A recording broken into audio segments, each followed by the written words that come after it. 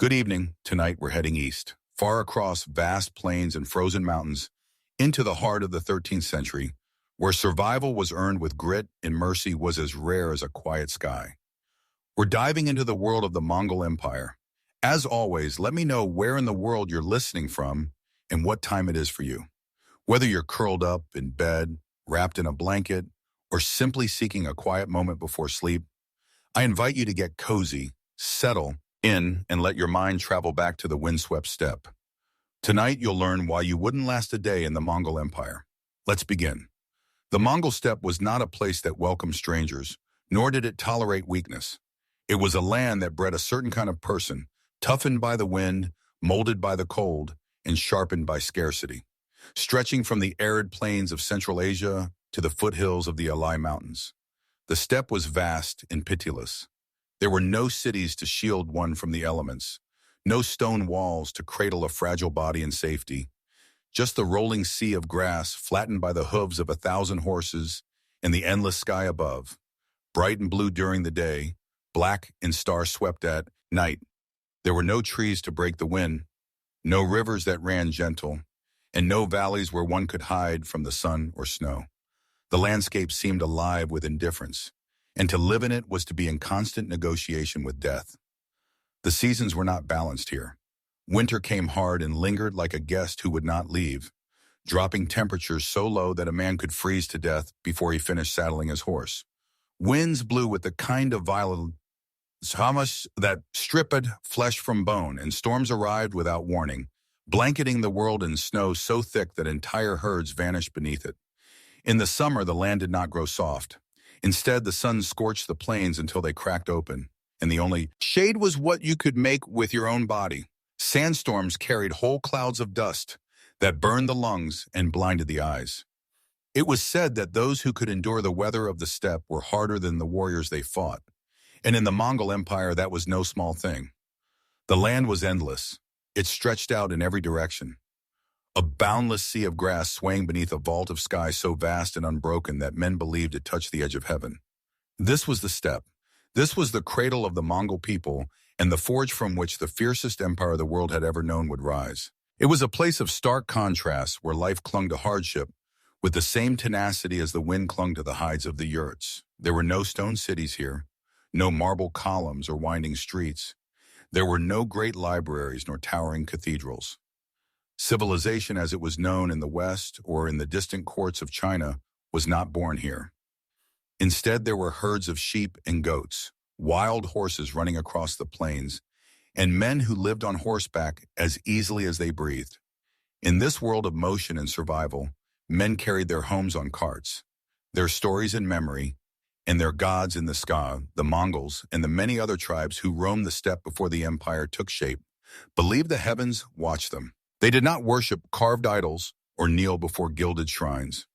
Their sacred was the eternal blue sky called Tangri, a divine presence vast and silent, as omnipresent as the wind that bent the grasses.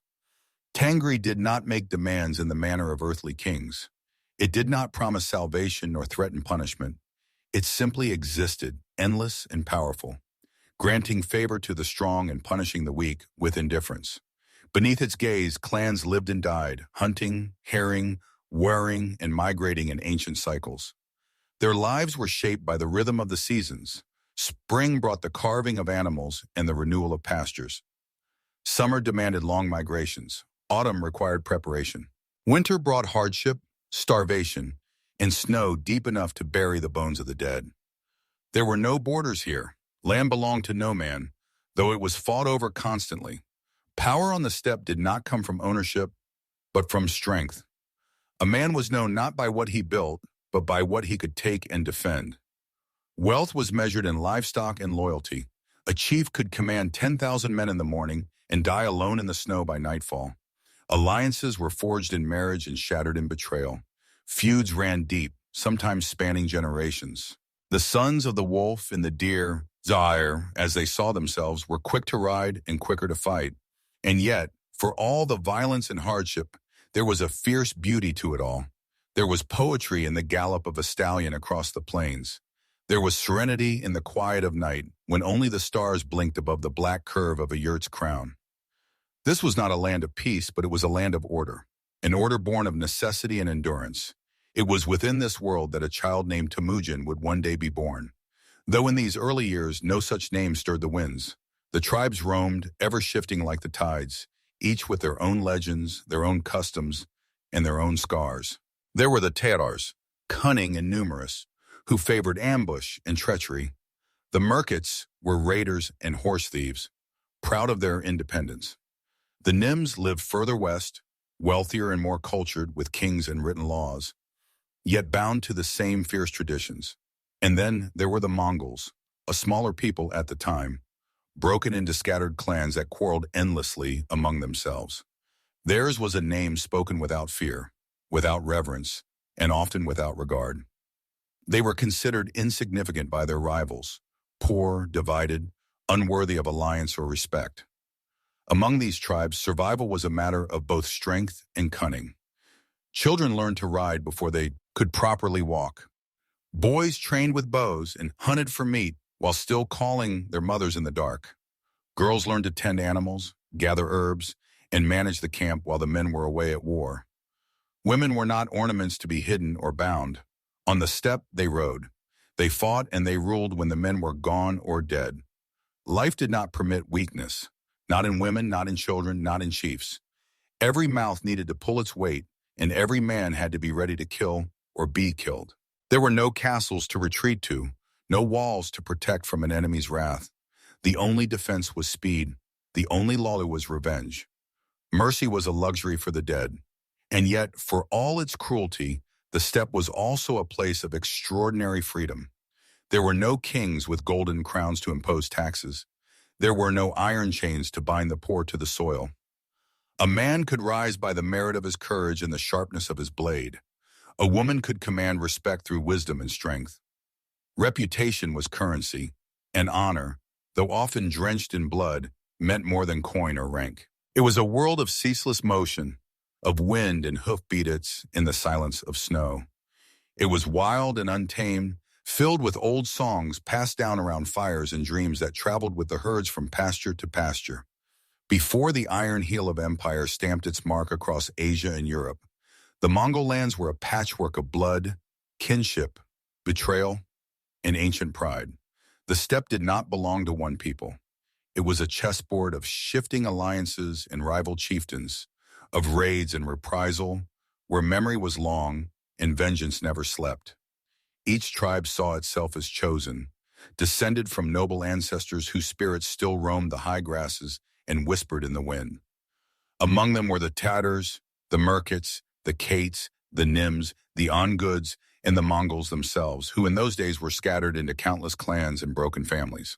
Each name carried with it a history of triumph and humiliation, of old glories now faded and wounds never forgotten. The land was not ruled so much as survived, and those who hoped to lead did so with the knowledge that loyalty was a brittle thing, and betrayal was always one bad harvest away. The Tatars were the most prominent in those early centuries, feared and respected across the eastern steppe. They had once been puppets of the great Khitan Empire, and later the Jin dynasty of northern China, who used them as a buffer and a sword against other tribes. For a time, they flourished playing the game of empires, raiding their neighbors with impunity while offering tribute to their distant masters. Their name became synonymous with treachery, not only for their dealings with foreign dynasties, but for the blood they spilled among their own.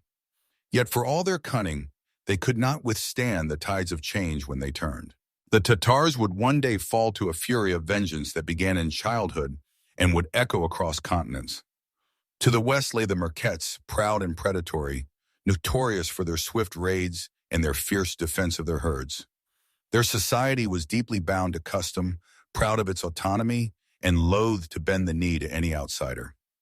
Their blood feud with the family of Temujin, born of a stolen bride in an act of violence that would never be forgiven, would become one of the most bitter and consequential rivalries in steppe history. The Merkits believed in the old ways and honor won through the sword and preserved through vengeance. Their downfall when it came was not for lack of courage, but because they clung to the past while the future took shape in the saddle of a boy they once wronged. The Kites were more complex still. They were a Christian tribe, followers of Neostoran Christianity brought centuries earlier through traders and wandering priests. Unlike their neighbors, they carried crosses into battle and carved churches of wood and felled among their yurts. Their K maintained correspondence with both Eastern and Western rulers, believing they might one day rise above their station and form a kingdom to rival the cities of Persia or the courts of Byzantium. Their leader, Togrul, often called the Wang Khan, would become a pivotal figure in the early life of Genghis Khan. A father figure turned rival, a king undone by pride and the shifting winds of war. The Carrots were powerful, cultured, and doomed to fracture under the weight of ambition. Then there were the Nims, perhaps the most formidable of them all. Their lands stretched across the western steppe, rich in game and grazing, dotted with trade routes and ancient burial grounds. They were numerous, literate, and proud of their nobility. Their rulers styled themselves as kings in the old manner, with advisors, scribes, and great camps that mimicked the courts of the settled world.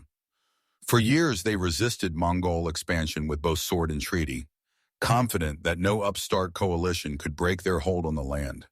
They were wrong. But their defeat would come only after bitter war in Great Khitan, and their legacy would linger long in the memory of the survivors.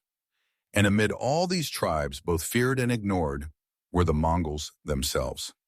In those years, the word Mongol referred less to a unified people and more to a loose collection of clans and families who spoke a similar tongue and herded in the same broad regions. They were not yet a nation. They had no king, no capital, no flag. Theirs was a name often used with scorn, a name associated with poverty and disunity.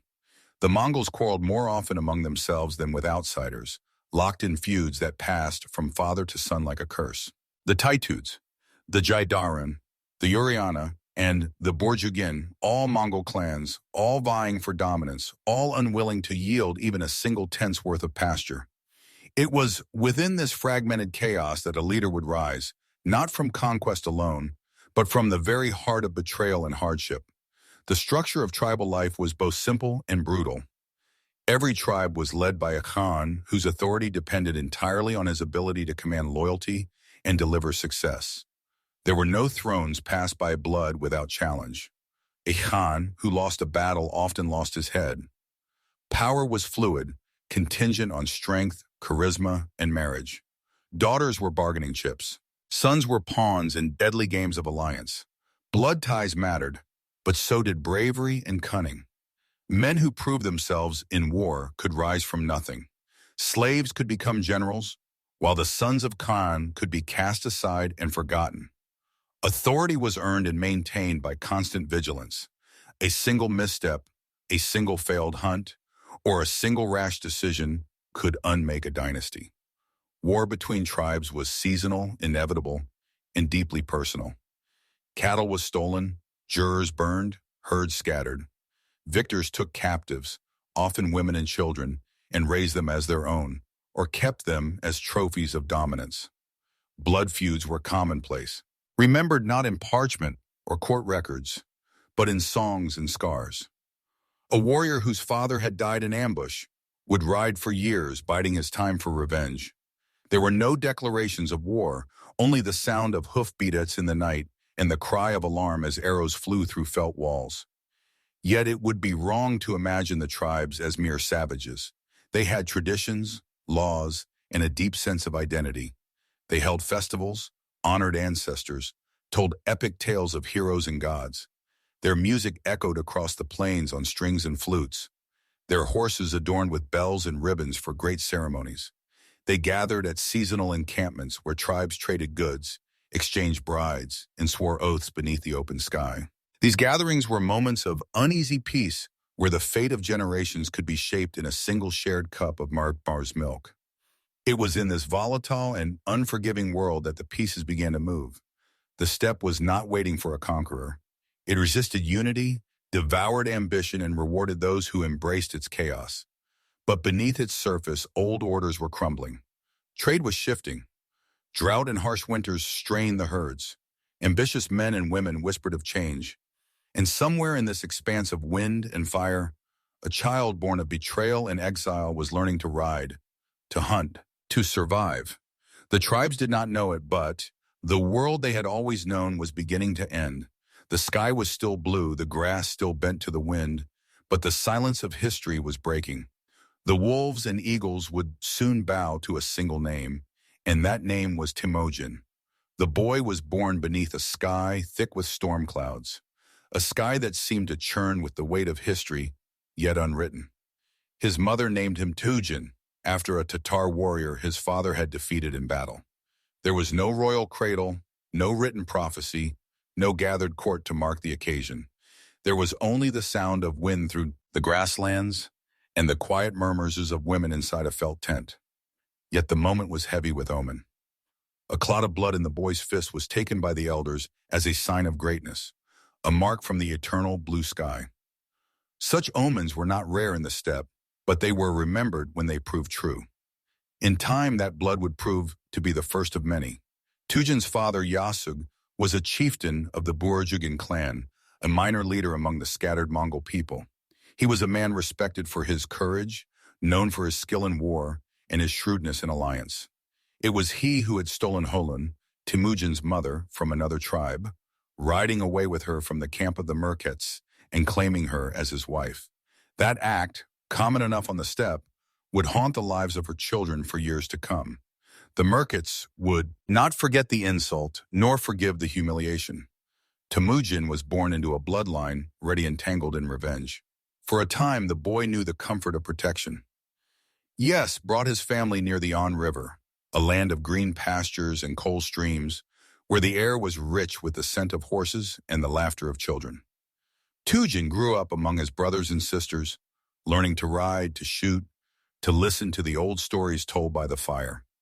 His mother, Holon, was a woman of fierce pride and unshakable strength. She taught her children the old ways, the lessons of the past, and the value of endurance. She told them never to beg, never to break, and never to forget. Her love was not gentle. It was carved from hardship and wrapped in iron. She kept the family together even as the world began to fall apart. When Temujin was still a boy, barely old enough to draw a bow with strength, his father was poisoned. Yasug had been traveling, bringing his son to the camp of a distant ally for the first steps of arranging a future marriage. On the way home, he shared a meal with a group of Tatars, not knowing that among them were those who bore him an old grudge. He died in agony. Away from his family, his power vanished with his final breath. When the news reached the camp, the fragile protection that surrounded Temujin's family shattered like frost beneath hooves. The other clans turned away. The servants who once bowed to Yug now abandoned Holon and her children. The Burjugan name, once spoken with respect, became a liability. No man would rally behind a widow and her sons. The camp was stripped of livestock, left with nothing but bones and sorrow. They were exiled to the wild, left to starve among the rocks and frost. In those years, Temujin learned what it meant to hunger. He trapped rodents and dug for roots in the cold earth. He stole scraps of meat and watched his younger brothers cry with empty bellies. There were nights when the wind itself seemed to mock them, and days when the sun felt like a punishment. Yet through it all, Holon kept them alive. She made sure they remembered who they were. Not orphans, not beggars, but children of a warrior, heirs to a past that had not yet been erased. Temujin grew hard in those years, not cruel, not yet, but quiet and watchful. He did not forget the faces of those who had turned their backs on his mother. He did not forgive the relatives who had taken his father's herds and offered nothing in return. He spoke little, but he listened. He watched how power moved, how men followed strength, how oaths were made and broken with a smile. He learned that survival was not merely about strength. It was about understanding when to kneel and when to strike, about patience.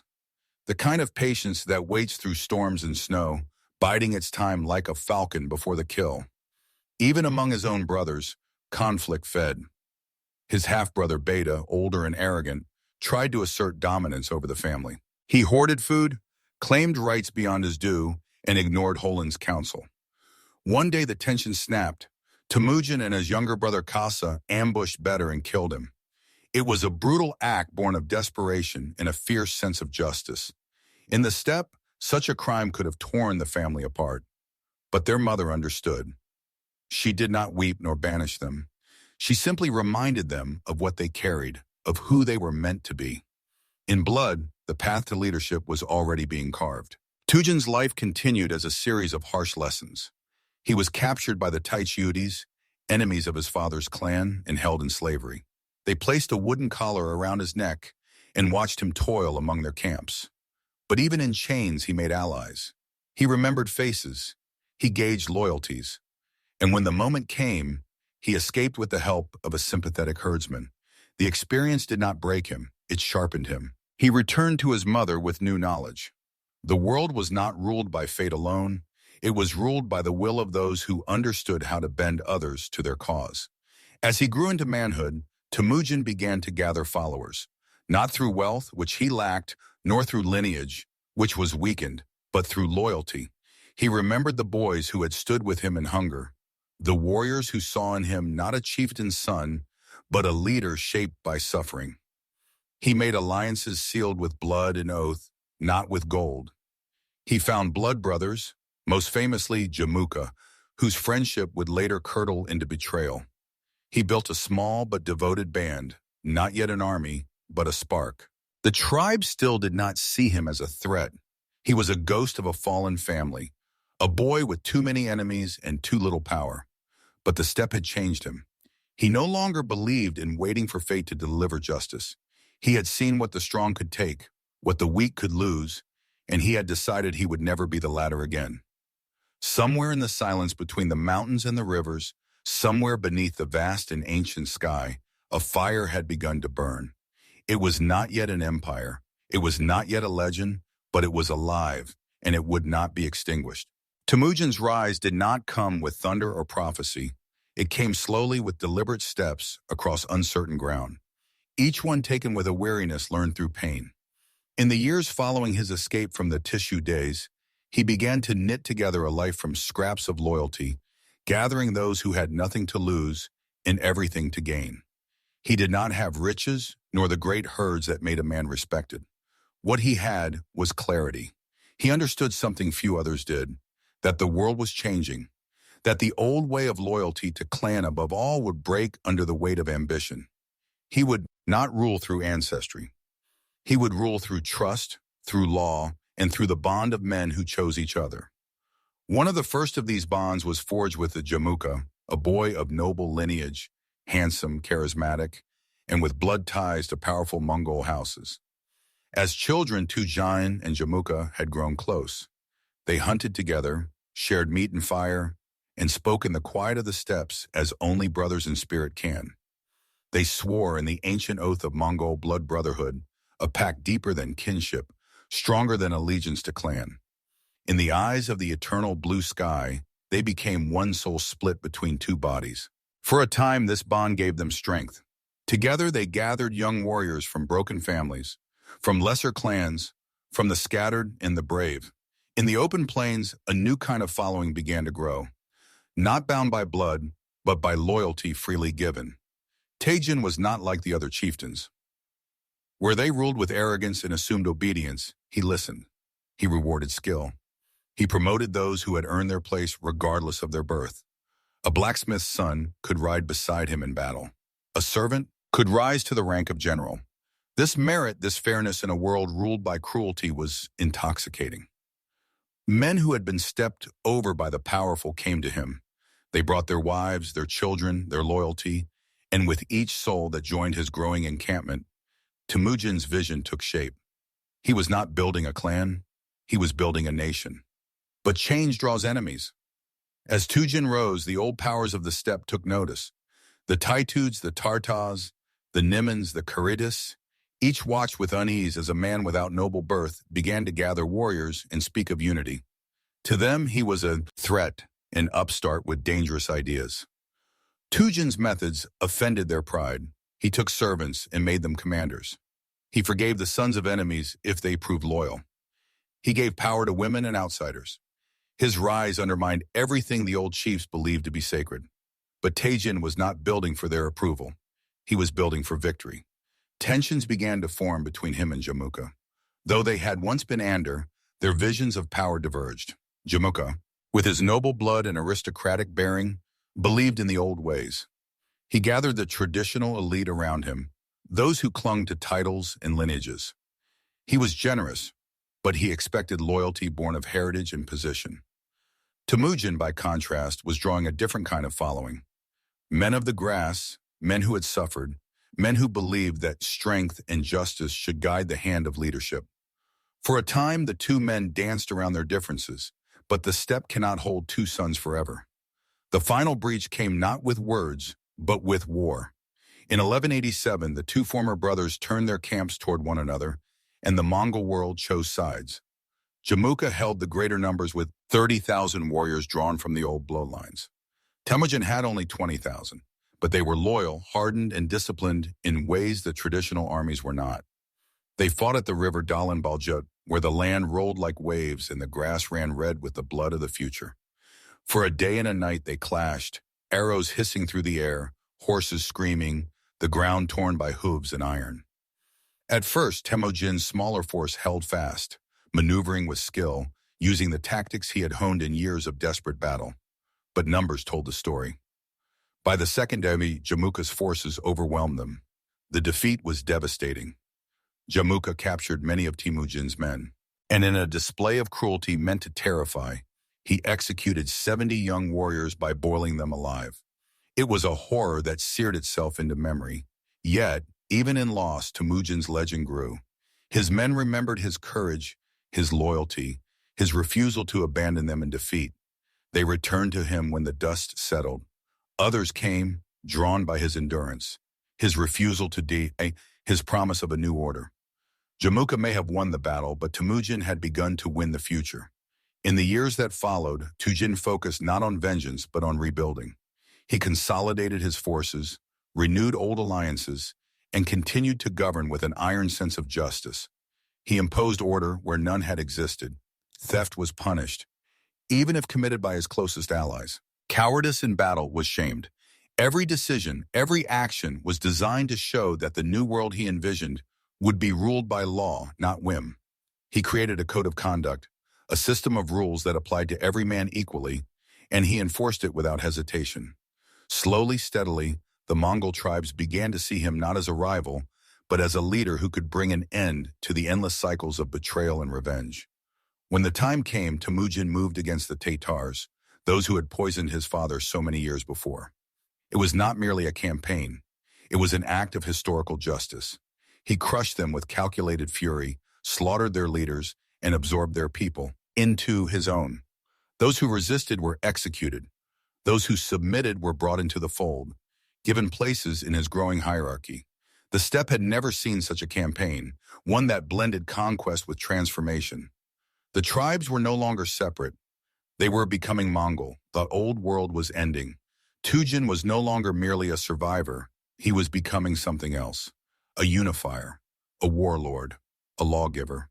The man born in exile who had known chains and hunger was now the storm gathering on the horizon.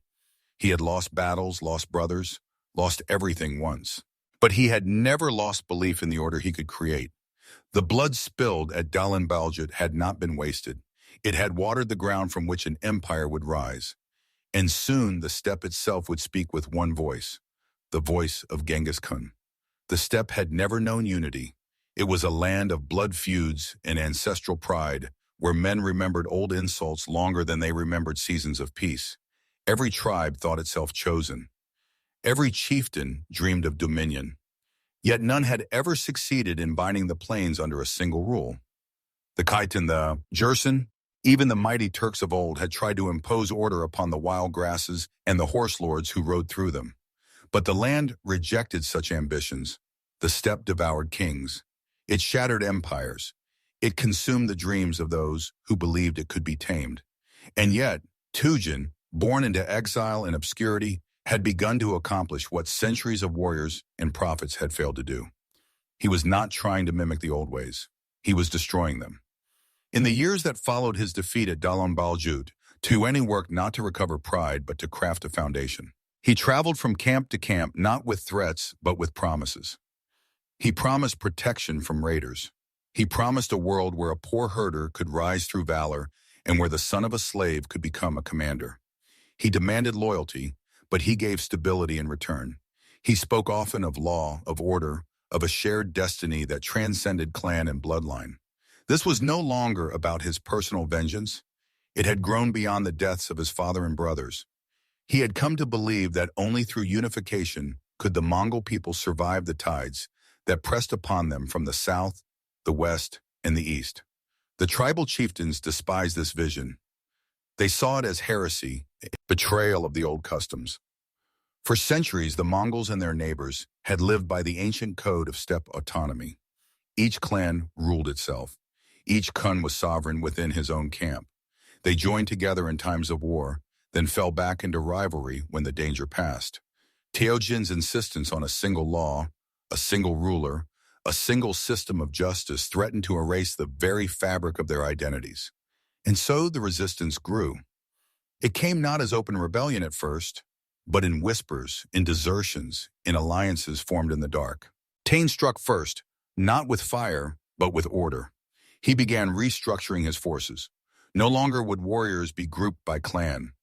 Instead, he divided his followers into units of 10, 100, 1,000, and 10,000, each led by commanders appointed by merit. Brothers were separated. Clans were fractured by design. Loyalty was no longer to a bloodline, but to the leader of the unit, and above them, to Temujin himself. These units could be moved quickly, commanded easily, and punished or rewarded without interference from tribal politics. For the first time in the history of the steppe, an army was built on discipline rather than inheritance. He did not stop at the military. He began crafting laws, rules meant to govern everything from theft and murder to the treatment of captives and the duties of soldiers. This growing body of custom would later be known as the Yasa, a living code said to be handed down from the eternal blue sky itself. Though in truth it came from Tujin's relentless understanding of justice and his memory of every betrayal he had ever suffered. The Yasa demanded loyalty, demanded service, and demanded discipline. It outlawed the kidnapping of women, an ancient and common practice, and declared that leaders would be chosen by merit rather than ancestry. These laws were enforced with swift, often brutal punishment, but they created something the tribes had never known, a sense of shared identity. Opposition to this new order coalesced around familiar enemies. The Merkits, still bitter from past defeats, allied with the Nimans and the remnants of the powerful Tatars. Even the Karatis, once Temujin's strongest allies through his relationship with the Wangkhan, Togrul began to grow uneasy. Togrul had once treated Temujin like a son, sheltering him and granting him troops. But now he looked upon his former protégé with growing suspicion. The boy had grown into a man, and that man was gathering more power than any subordinate should. When Jamuka returned from exile to join the resistance, the stage was set for civil war on a scale the Mongols had never seen. The years between 1190 and 1204 were soaked in blood. Tujin moved swiftly, destroying the Tatars with a fury sharpened by the memory of his father's murder. He annihilated their leadership and absorbed their people into his growing state. To secure loyalty, he married their women into his own circle and distributed their children among his officers to be raised as Mongols. The act was both political and psychological. He was unmaking tribes and reforging them into a single people, united not by name but by allegiance. His break with Togru came next. The Kurites, still powerful and wealthy, could not accept that their ally had become their rival. Tujene offered peace but was refused. When battle came, it was fierce and final. Togru was defeated and killed not by Tujin's hand, but by his own people as he tried to flee. The Kites were scattered, their lands taken, their warriors folded into Temujin's ranks. With each victory, his power grew, not merely in numbers, but in authority. He no longer needed to beg for allegiance. Chiefs came to him willingly, or they vanished. The final confrontation came again with Jamuka, the blood brother turned enemy. In 1201, Jamuka had once more declared himself Gur Khan, a title of ancient prestige, meaning universal ruler, granted by his allies among the Nimans and other aristocratic tribes. He sought to rally the old order against the revolution Temujin had unleashed. But the ground had shifted. By 1204, their armies met again. This time not as boys with dreams, but as warlords with destiny in their eyes. The battle was long and bitter. Temujin's forces, better organized and more cohesive, prevailed. Jamuka fled, was betrayed, and delivered into the hands of the man he had once called brother. Tujin did not have him executed in haste. He offered him mercy, even a place at his side. Jamuka refused. He said that two eagles cannot share the same sky. He asked for a noble death, and Temujin granted it. He was killed without pain, without humiliation. In this moment, the last great rival of the steppe fell, and Tujin stood alone, not merely as a conqueror, but as a unifier. The tribal order had been broken. The clans were no longer sovereign. The laws of the old steppe, where every chief was king of his own tent, had been replaced by something new. The Mongol people for the first time were not merely a scattered collection of families. They were a nation. In 1206, at a great assembly by the Onon River, the Kurultai of all tribes gathered. They crowned Tujani not as chieftain, not as warlord, but as Genghis Khan, the universal ruler, the man blessed by the eternal blue sky to lead his people. The title was not ceremonial. It was a declaration of transformation. The Mongol tribes had become the Mongol Empire, and the world, though it did not yet know it, would tremble. In the year 1206, upon the wide green banks of the Onon River, beneath the open vault of the eternal blue sky, Tujane was declared Genghis Khan. It was a moment centuries in the making, the final stitch in a tapestry woven from betrayal, endurance, and blood. The assembled tribes, once enemies sworn to destroy one another, now knelt together in recognition of a single ruler. The ceremony was no mere coronation. It was a transformation. Temujin had not merely won battles. He had undone the ancient order of the steppe and recast it in his image. The boy who once trapped marmots for food and slept in the snow beside a grieving mother had become the sovereign of all the Mongols. And now, having forged a people from fragments, he turned his gaze outward to the world beyond the steppe. The Mongol Empire was not born with cities or temples. It had no palaces, no written histories, no silver coinage bearing the image of its founder. It was built instead on the back of horses and the weight of loyalty. Genghis Khan understood that if his rule were to survive beyond his lifetime, it would need more than victories. It would need a system. An empire, even one that traveled on horseback, could not endure on charisma alone. It had to be shaped, not just conquered. And so he began to craft the bones of a nation. His first and greatest tool was the army.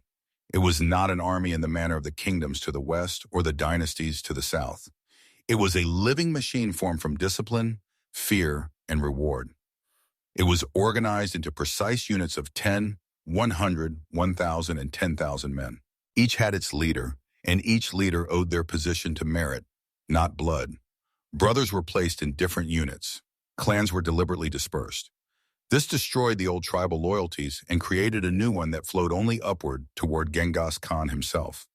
Soldiers trained relentlessly, practicing maneuvers that allowed them to move with the precision of dancers.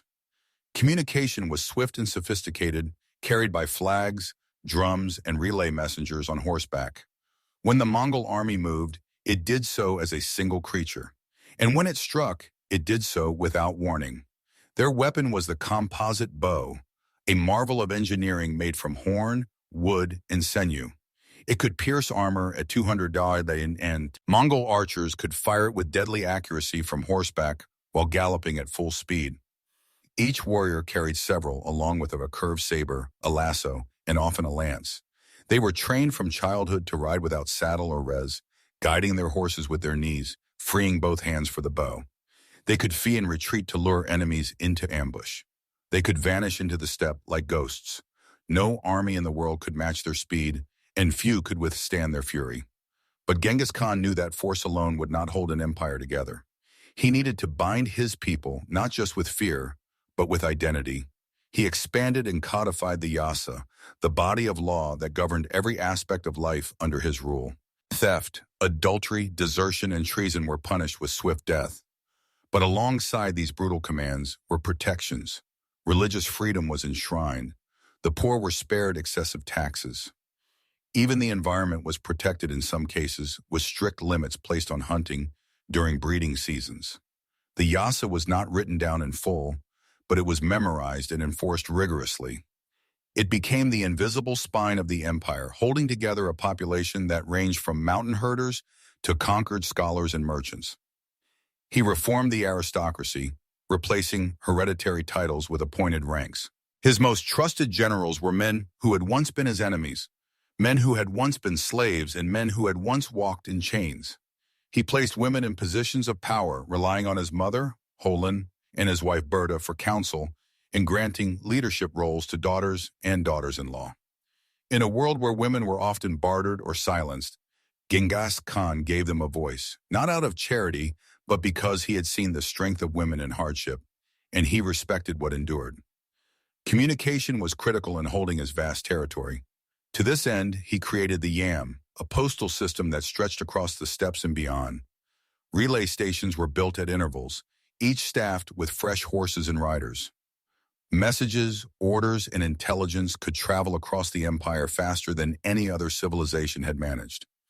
These posts also served as lodgings for travelers and officials, creating a network of safe passage that would soon benefit merchants, envoys, and spies alike. The roads of the Mongol Empire would carry more than soldiers. They would carry the future. He also understood the value of knowledge, even if he did not possess the script to write it himself. He ordered the creation of a Mongol script, adapted from the Uyghur alphabet, and began collecting advisors from among the peoples he conquered. Chinese engineers, Muslim scholars, Persian administrators, and all found a place in his court. He did not care for their race or religion. He cared for their usefulness. This willingness to absorb the best from every culture became one of the defining strengths of his empire. He did not seek to erase the civilizations he conquered. He sought to harness them. As his reach grew, so did his ambition. The steppe had been unified, but beyond its borders lay kingdoms that had once looked upon the Mongols with disdain. The Jin dynasty of northern China, the Khwarezmian Empire of Central Asia, the sultanates and caliphates of the Muslim world, and the Christian kings of the distant West all seemed ripe for conquest. Genghis Khan believed with unshakable certainty that the eternal blue sky had chosen him to rule the world. This was not metaphor or vanity. It was a truth he carried as deeply as his sword. He spoke often of his mission as divine, and his soldiers believed it.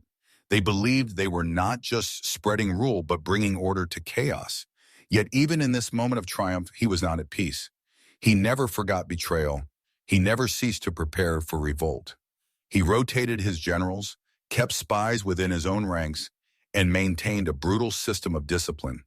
Entire families were punished for the crimes of individuals. Cities were razed to send messages. Mercy was offered once. Defiance was punished absolutely. This was not cruelty for its own sake. It was policy. Genghis Khan understood that fear was faster than diplomacy, and in the early days of empire, speed was everything. By 1206, the steppe had been changed beyond recognition. What had once been a wasteland of scattered camps and endless blood feuds was now a war machine. An empire on the move.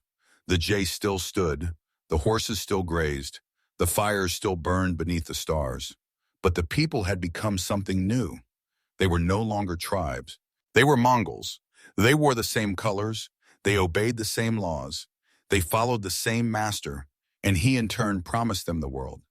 The wind still howled across the plains. The wolves still circled in the dark. But now the steppe had a ruler, not just of men, but of destiny. And he was ready to test his strength beyond the horizon. The tools had been forged. The armies had been built. The laws had been carved into memory. The empire had been born, and its hunger was only beginning. The land to the south of the steppe had long been a world apart. It was a world of silk and scholars, of walls that reached toward the heavens and cities that pulsed with the breath of centuries. China, ancient and immense, had always stood as both prize and peril to the nomads of the north. Its wealth dazzled the eye. Its armies guarded the plains with an arrogance born of dynastic memory. And yet again and again the wall had failed. The horsemen of the steppe had always found ways through the cracks. The Khitan had come before. So had the Yin. Now it was the turn of the Mongols. Genghis Khan had no illusions about the scale of what lay ahead. The Jin dynasty, which ruled the northern half of China, was no mere kingdom. It was a vast bureaucratic machine that spanned rivers, mountains, and forests with armies that numbered in the hundreds of thousands. and fortresses that seemed to rise from the stone itself. The Jin emperors ruled from their capital at Zhongdu, a city girded by walls and thick with the incense of courtly ritual. They controlled fertile farmland, bustling markets, and some of the oldest written institutions on the earth. Yet Genghis Khan saw something else beneath the marble and silk. He saw weakness. He saw corruption. He saw a dynasty grown soft with luxury and divided by court intrigues and regional dissent. And more than anything, he saw opportunity. The campaign began not with a declaration, but with provocation. The Jin had for years played a careful game with the steppe. They had encouraged rivalries among the tribes, paid tribute to some, and punished others, all to ensure that no single power would ever rise strong enough to challenge them. But Genghis Khan had broken their game board. He had unified the tribes, silenced the rivalries, and now he demanded to be treated not as a tool of foreign policy, but as an equal sovereign. The Jin court responded with scorn. They dismissed him as a barbarian chieftain and executed his envoys, an act of arrogance that would prove fatal. In 1211, the Mongol horde crossed into Jin territory, not as raiders, but as an army of conquest. They came not for plunder, but for empire. Their numbers were smaller than the Jin armies, but their movement was liquid. Their coordination unmatched, the Mongols swept through the northern defenses, capturing frontier fortresses with terrifying efficiency. Where the Jin generals relied on heavy infantry and rigid formations, the Mongols rode like wind through the mountains and plains. They broke lines with volleys of arrows, retreated with feigned cowardice, and then returned like wolves to cut down those who pursued. Chinese cities, long used to resisting steppe incursions with walls and patience, found themselves besieged by enemies who understood engineering as well as they understood war. Genghis Khan did not rely solely on Mongol skill. He employed Chinese and Muslim engineers, experts in siege warfare, who constructed trebuchets and catapults, siege towers and battering rams. No city was safe behind stone. The Mongols learned quickly, adapted without pride, and crushed resistance without mercy. Towns that surrendered were spared, their people absorbed, and often set to work. Towns that resisted were annihilated, their inhabitants slaughtered, their walls razed to the ground. The message was simple and deliberate. Submission brought survival. Defiance brought extinction. By 1213, the Mongol armies had reached the great walls that separated the steppe from the heartland. The Jin court, desperate and panicked, attempted to buy peace with gold and promises. But Genghis Khan did not come for tribute. He came for justice, for vengeance, and for conquest. He bypassed the strongest fortifications by using mountain passes and lesser-known roads, striking at the softer underbelly of the empire. The Jin generals, more skilled in court ceremony than in battlefield command, failed to anticipate the speed and precision of the Mongol advance. Then came the fall of the outer cities. Datong, Zhangjiakou, and other strongholds crumbled under the relentless siege. Refugees poured into Zhongdu, the imperial capital, bringing stories of slaughter and despair. The emperor ordered a full defense, bolstering the garrison and readying the city for the storm. But it was already too late. The Mongols surrounded Zhongdu in 1215. They choked off its supplies, harassed its walls day and night, and cut down any who tried to flee. Inside, hunger spread, panic grew, rumors turned to riots. The court descended into paranoia and blame. The Mongols waited. When the walls finally broke, it was not merely a victory, it was a demonstration. Zhongdu, now part of modern-day Beijing, was sacked with brutal thoroughness. Its palaces were looted. Its streets ran red with blood. The defenders were put to the sword. The city, once a jewel of the Jin realm, was left a broken relic beneath the hooves of a nomadic army that had come from a world the court had once considered beneath contempt. Genghis Khan did not remain to rule. He left behind governors and commanders, trusted men who would oversee tribute and law, and returned to the steppe to prepare for what would come next. Yet he did not withdraw entirely. He had shown the Jin that their walls were meaningless. He had left behind devastation that would echo for decades, and he had opened a permanent wound in the dynasty's side. Though the Jin would continue to rule for years, their strength was broken. Their people no longer believed in the safety of the emperor. Their borders were shattered. And throughout the Mongol realm, the victory became legend. It was not simply that a steppe warlord had taken a city, it was that a world once closed to the nomads had been forced open by fire. The conquest of northern China was only the beginning. Genghis Khan had tested the empire he had built. He had seen it hold under the pressures of siege, terrain, and scale. He had seen the loyalty of his commanders proven. He had seen that his reforms, his laws, his vision could reach beyond the steppe and sink their teeth into the heart of civilization. And now he knew what lay ahead. There would be no retreat, no return to the old ways. The Mongol Empire had tasted the wealth of the south, and the hunger of empire had only begun. In the wake of the storm that leveled Zhongdu, the Jin dynasty stood fractured and trembling. What had once been a confident regime of mandarins and generals, there was now a shaken court surrounded by ashes and hollowed cities. The Emperor Xuanzong fled the ruined capital, dragging what remained of his court southward in desperation. The city of Qiang, once a rival capital of the fallen Song dynasty, became his new seat, though it offered little of the glory and protection that Yongdu once had. The Mongols had not merely seized territory, they had shattered the illusion of permanence.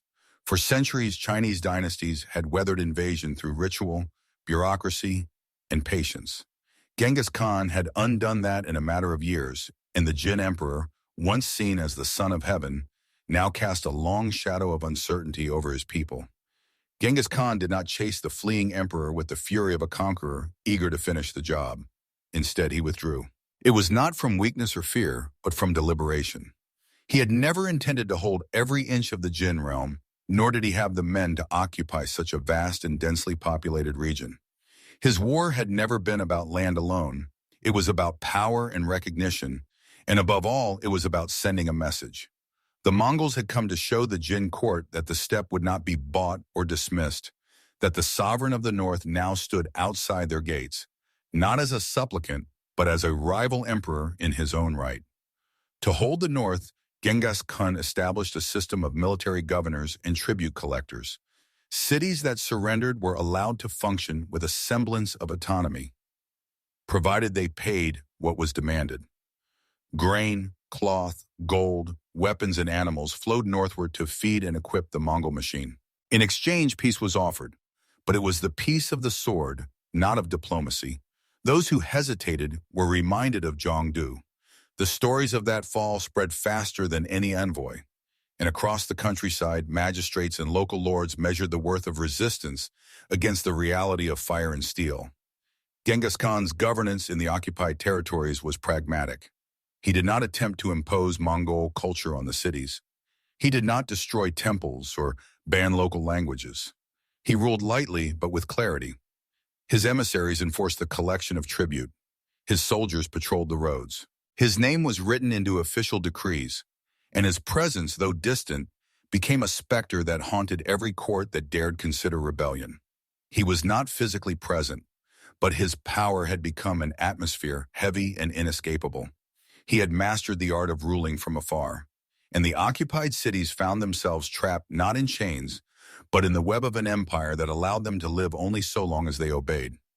Yet, the conquest of the north revealed a deeper truth to Genghis Khan and his advisors. The steppe was no longer enough. The nomadic lifestyle, though still sacred, could not sustain the empire he was building. The riches of the Chinese cities were not merely luxuries. They were necessities: silk for armor and trade, grain for armies, iron for weapons, paper for administration. The cities fed the steppe, and the steppe, in turn, provided the horsemen who enforced Mongol rule. This symbiosis was dangerous, but it was inevitable. Genghis Khan did not try to stop it. He adapted. The old idea that a Mongol ruler must remain forever on the grasslands began to bend. Permanent administrators were installed in captured regions. Local elites, once dismissed as decadent, were now recruited as scribes and advisors. A new class of mixed governance emerged, where Mongol generals shared power with Chinese officials. This uneasy partnership became one of the enduring legacies of the conquest. It brought stability, but it also brought change. The Mongols, once free riders of the open world, began to feel the weight of cities and the complexities of rule. It was not only China that watched this transformation. To the west, in the lands of the Khwarezmian Empire, and to the south, where the Song dynasty still held the lower Yangtze, observers took note. The Jin had been considered a powerful buffer. Its weakening opened the floodgates for new ambitions and new threats. Rumors of the Mongol armies, swift and merciless, began to travel along the Silk Roads. Merchants spoke of cities that had vanished in a single season. Scholars debated whether the horsemen were a divine scourge or a punishment sent by heaven. And always the name of Genghis Khan grew larger than the man himself, heavier than myth. But Genghis Khan remained clear-eyed. He knew his victories were incomplete. The Jin emperor still lived. The southern provinces remained unbroken. The Song dynasty still held the wealthiest regions of the Chinese world. He did not yet have the strength to destroy them all. His army, though unmatched in skill, was small by comparison. The northern campaign had cost lives, exhausted supplies, and stretched his forces across unfamiliar terrain. He chose to pause, to let the wounds of the Jin fester on their own, and to prepare for greater campaigns elsewhere. In his temporary withdrawal, Genghis Khan revealed another of his many gifts. He knew when to stop. He knew that an empire was not built by endless motion, but by rhythm, advance, consolidate, reform, and only then strike again. While his generals governed the north, he returned to the heart of his domain. He oversaw the selection of new commanders, the revision of laws, the movement of herds. He ensured the lines of communication remained open. He ensured that the empire of the horse did not forget its soul while it reached into foreign lands. And yet, even in retreat, he remained in the minds of those he had conquered. The emperor of the Jin dynasty, reduced now to a fugitive sovereign ruling from a crumbling city, lived each day under the weight of that absence. It was a silence louder than drums. The threat of Genghis Khan's return became a tool in itself. His enemies braced for invasions that never came, spent fortunes on walls that would never be tested. Fear had become a form of rule, and Genghis Khan wielded it with precision. Thus, the shadow of the emperor grew. He did not sit upon a jade throne, nor wear robes of embroidered silk. He had no dragon carved into his walls, no incense burning in his name. And yet, in the minds of millions, he had become emperor in all but title, not because he claimed heaven's mandate, but because he had proven that his law, his strength, and his vision could not be denied. While the Jin emperor watched his realm shrink, Genghis Khan prepared, not for peace, not for reconciliation, but for the next war. The cities of the east had been tested. Now his gaze would fall to the west, and there too the sky would burn. Victory on the steppe was measured in spoils and songs, but conquest in China came with a different price. The battles were won, the cities were taken, the enemies scattered. Yet beneath the surface of triumph lay a deeper toll, one not easily counted by the weight of silver or the number of surrendered fortresses. The cost of the northern campaign was carved into the very structure of the Mongol army, into the minds of its commanders, and into the landscape of a kingdom left in ruins. Genghis Khan had proved that the Jin dynasty could bleed, but in doing so he had learned how deeply the land could resist, even as it crumbled. The siege of Jiangdu alone had consumed a season and a generation. Thousands of horses had perished during the long months of encirclement, their bodies stripped for meat and leather as winter bit deep into the earth. Mongol warriors who had grown strong on the freedom of the grasslands now found themselves mired in the cold stone shadow of cities. Disease spread in the tightly packed camps. Arrows flew not across open fields, but between high walls and through the narrow alleys of shattered towns. The enemy was no longer a scattered host of steppe horsemen, but a concentrated force hiding behind massive gates protected by moats defended by towers that reached into the sky. The way of war had changed, and the warriors themselves had changed. They had tasted the wealth of the south and found it both tempting and dangerous. Silk lay in piles, too soft to protect a man in battle, but beautiful in the firelight. Gold and jade, once meaningless to men raised on meat and hide, now glittered in their hands. Women of foreign dress and strange tongues were taken, some as wives, others as prisoners. The sons of herdsmen, once hardened by winters without firewood, now feasted on rice and sweetened wine. Genghis Khan saw this and understood what it meant. Luxury softened men, idleness bred weakness. He allowed no plunder without permission. He punished disorder with death.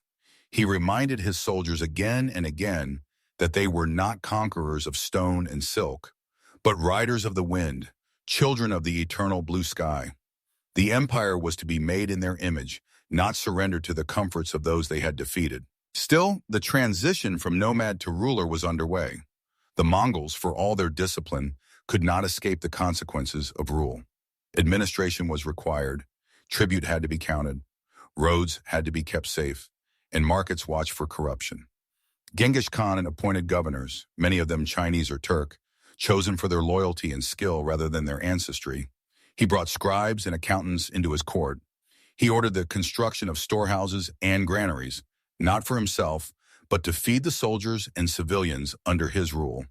The warrior who had once led raids against isolated encampments now managed the logistics of an empire that stretched across deserts, mountains, and floodplains. This was not a conquest of weeks. It was a transformation that would unfold over decades, each year further binding the nomads to the cities they had once scorned. Among the conquered, resentment simmered. The fall of Zhongdu and the devastation of the northern provinces created rivers of refugees. Farmers fled their fields. Scholars abandoned their libraries. Monks scattered from monasteries turned to ash. Some turned to banditry, others to rebellion, and still others faded into the underworld of defeated empires, waiting for a time when the conqueror's hand might falter. The Jin dynasty, though broken, was not yet dead. In the south, it still held fertile lands and standing armies. It still whispered of restoration. Genghis Khan had struck a mortal blow, but the serpents still writhed. The common people bore the heaviest burden. For every city taken by surrender, there were others that resisted, and for those there was no mercy. The Mongol strategy was clear and uncompromising. Resistance brought destruction. Not only the soldiers died, but the officials, the scribes, the craftsmen, even the children. Entire towns were reduced to silence, their names preserved only in the chronicles of those who witnessed their end. To the Mongols, this was not cruelty for its own sake. It was policy. Terror was a weapon as sharp as any blade. It moved faster than cavalry. It broke resistance before the first arrow flew. In time, it became a legend, and legends ruled more firmly than laws. And yet, for all its horrors, Mongol conquest was not purely a tale of fire. Genghis Khan sought more than destruction. He sought order. In cities that surrendered, he spared temples. He protected merchants. He allowed officials to remain in place if they swore loyalty. Trade resumed quickly, and roads once plagued by bandits were patrolled with ruthless precision. Markets opened beneath new banners. Laws were enforced not by caprice, but by decree. The Yasa stretched into the Chinese countryside not as a foreign imposition, but as a promise of security to those who accepted its rule. In this way, the conqueror's shadow grew longer and his presence deeper. But the balance was fragile. The soldiers longed for the plains. The horses withered on southern grain. The empire had moved beyond the horizon of the steppe, and with each step, it risked losing the very soul that had given it strength. Genghis Khan knew this. He would not remain in the cities. He would not drape himself in silks or sit upon a dragon throne. He returned north to the grass and wind, to the place where power came not from marble, but from motion. He left others to govern what had been taken. His mind even then was turning westward. The campaign against the Jin had opened a door. It had revealed the world to the Mongols. Not just China, but Persia, India, the lands beyond the Caspian Sea and the kingdoms of Europe. The horizon no longer ended at the Yellow River. It now stretched toward places where the names were unfamiliar, but the wealth was unmistakable.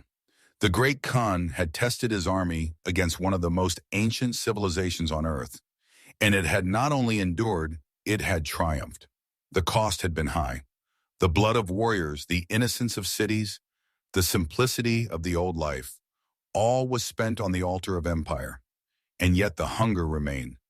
The world beyond still waited, and Genghis Khan, forged in exile and sharpened by vengeance, was not done. The dust had barely settled over the ruins of Zhongdu. The ashes were still warm, and already the riders were saddling their horses again. The sky above the steppe had not changed. It remained vast, cold, and eternal, and beneath it, a storm was gathering once more. The fire had barely cooled in the ruins of Zhongdu when Genghis Khan turned his gaze westward. China had taught him much. It had taught him that cities, once thought invulnerable, could fall like tents before a prairie storm. It had shown him that discipline, planning, and ruthlessness could shatter empires more ancient than memory. But it had also revealed something else, an insatiable appetite, not just for plunder or power, but for dominion. The conquest of China had opened the world to the Mongols, and across the high passes and sun-baked deserts of Central Asia lay another prize, rich and glittering, guarded by arrogance rather than strength. That prize was the Khwarezmian Empire. The Khwarezmians ruled a vast swathe of territory stretching from the eastern shores of the Caspian Sea to the fertile plains of Persia. Their cities were old and magnificent. Samarkand, Bukhara, Nishapur, MV, each a jewel of Islamic civilization filled with scholars, merchants, mosques, and palaces. Their sultan, Ala ad-Din Muhammad, sat upon a throne inherited through conquest and held through intrigue. His empire had grown rapidly, devouring smaller neighbors and seizing trade routes that once belonged to older dynasties. But for all its wealth and apparent grandeur, the Khwarezmian realm was brittle. Its administration was fragmented. Its military leadership was divided by jealousy, and at its head was a ruler whose pride outpaced his wisdom. Genghis Khan did not march on Khwarizm out of greed, at least not at first. He sought peace. He saw the empire as a trading partner, not an enemy. In 1218, he sent a delegation of merchants protected by envoys to establish relations. They traveled with goods and gifts, hoping to open a corridor between the Mongol heartlands and the markets of Persia. The mission was honorable. The response was not.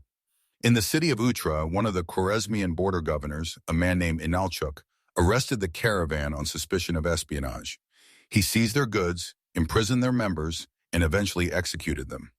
When Genghis Khan learned of this, he did not respond with immediate violence. Instead, he sent a second delegation. This time, 3 trusted envoys demanding justice. Sultan Muhammad, either out of arrogance or fear, made a fatal choice. He had one of the envoys executed and the other 2 mutilated. Their heads were shaved and their beards burned, a deliberate insult in the eyes of the steppe. The message was clear. The Khwarezmian Empire would not be intimidated. Genghis Khan received that message and returned one of his own. He called his generals. He summoned his sons. He gathered the largest army he had ever commanded. The time for peace had ended. The time for vengeance had come.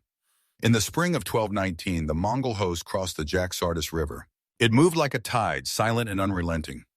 Genghis Khan did not strike at a single city. He struck at the empire itself, aiming to unmake it from within.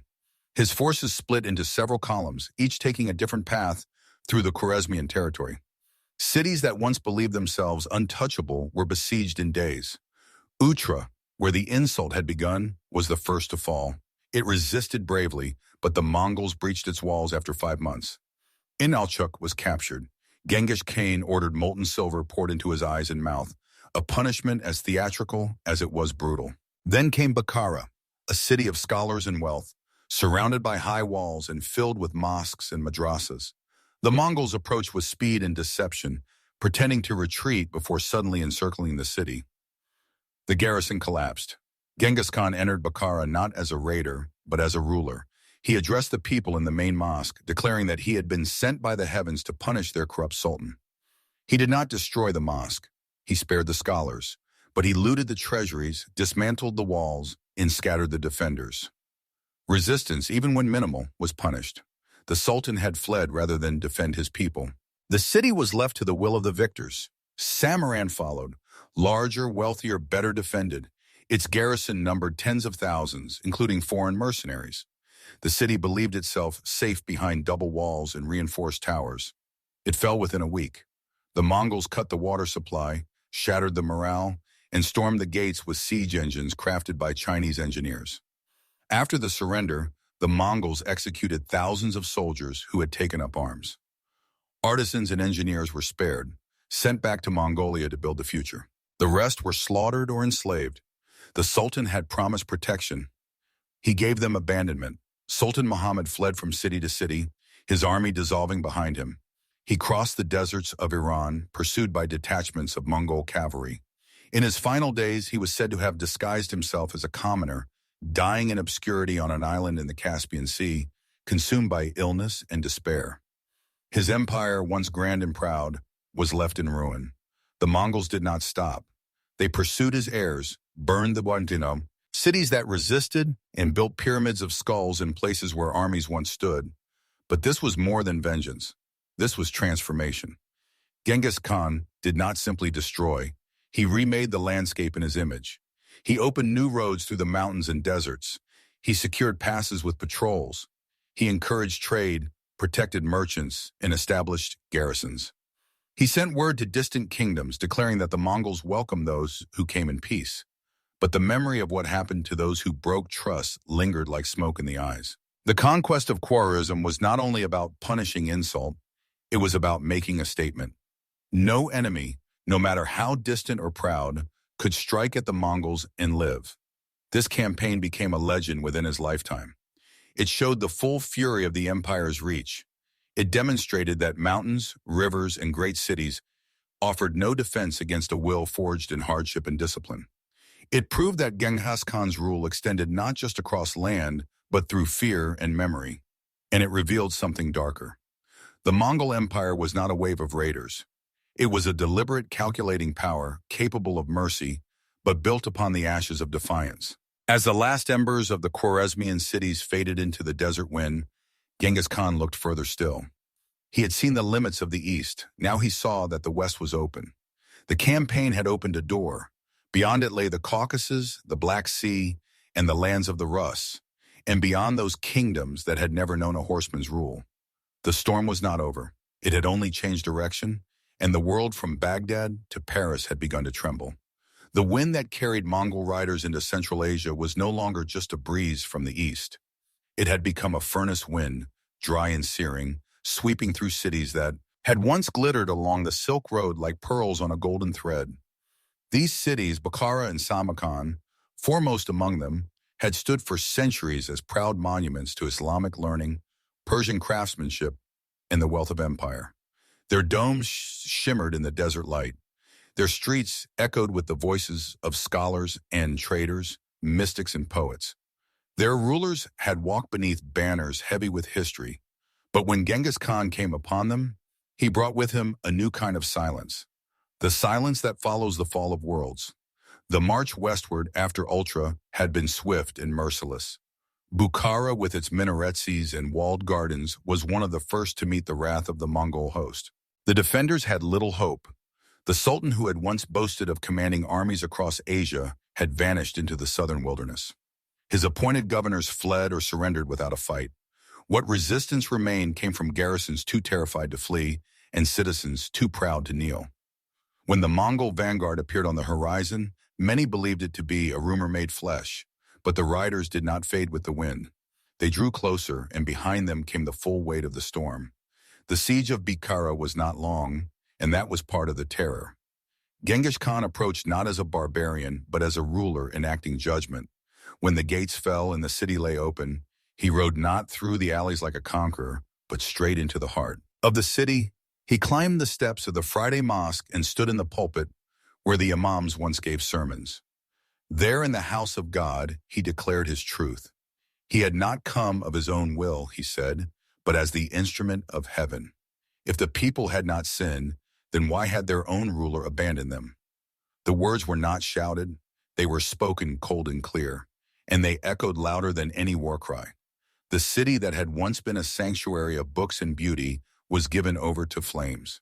The craftsmen and artisans were spared, taken east to build for the empire. The Dao. Rest soldiers, officials, rebels were slaughtered in the streets. From Bukhara, the Mongols rode to Samarkand, the heart of Khwarezmian pride. The city was larger, richer, more fortified. It had survived invasions before. Its walls were thick, its defenders well-armed. But Genghis Khan was not a conqueror of the old world. He did not come with slow-moving siege trains and royal proclamations. He came with precision, discipline, and an army that moved like water.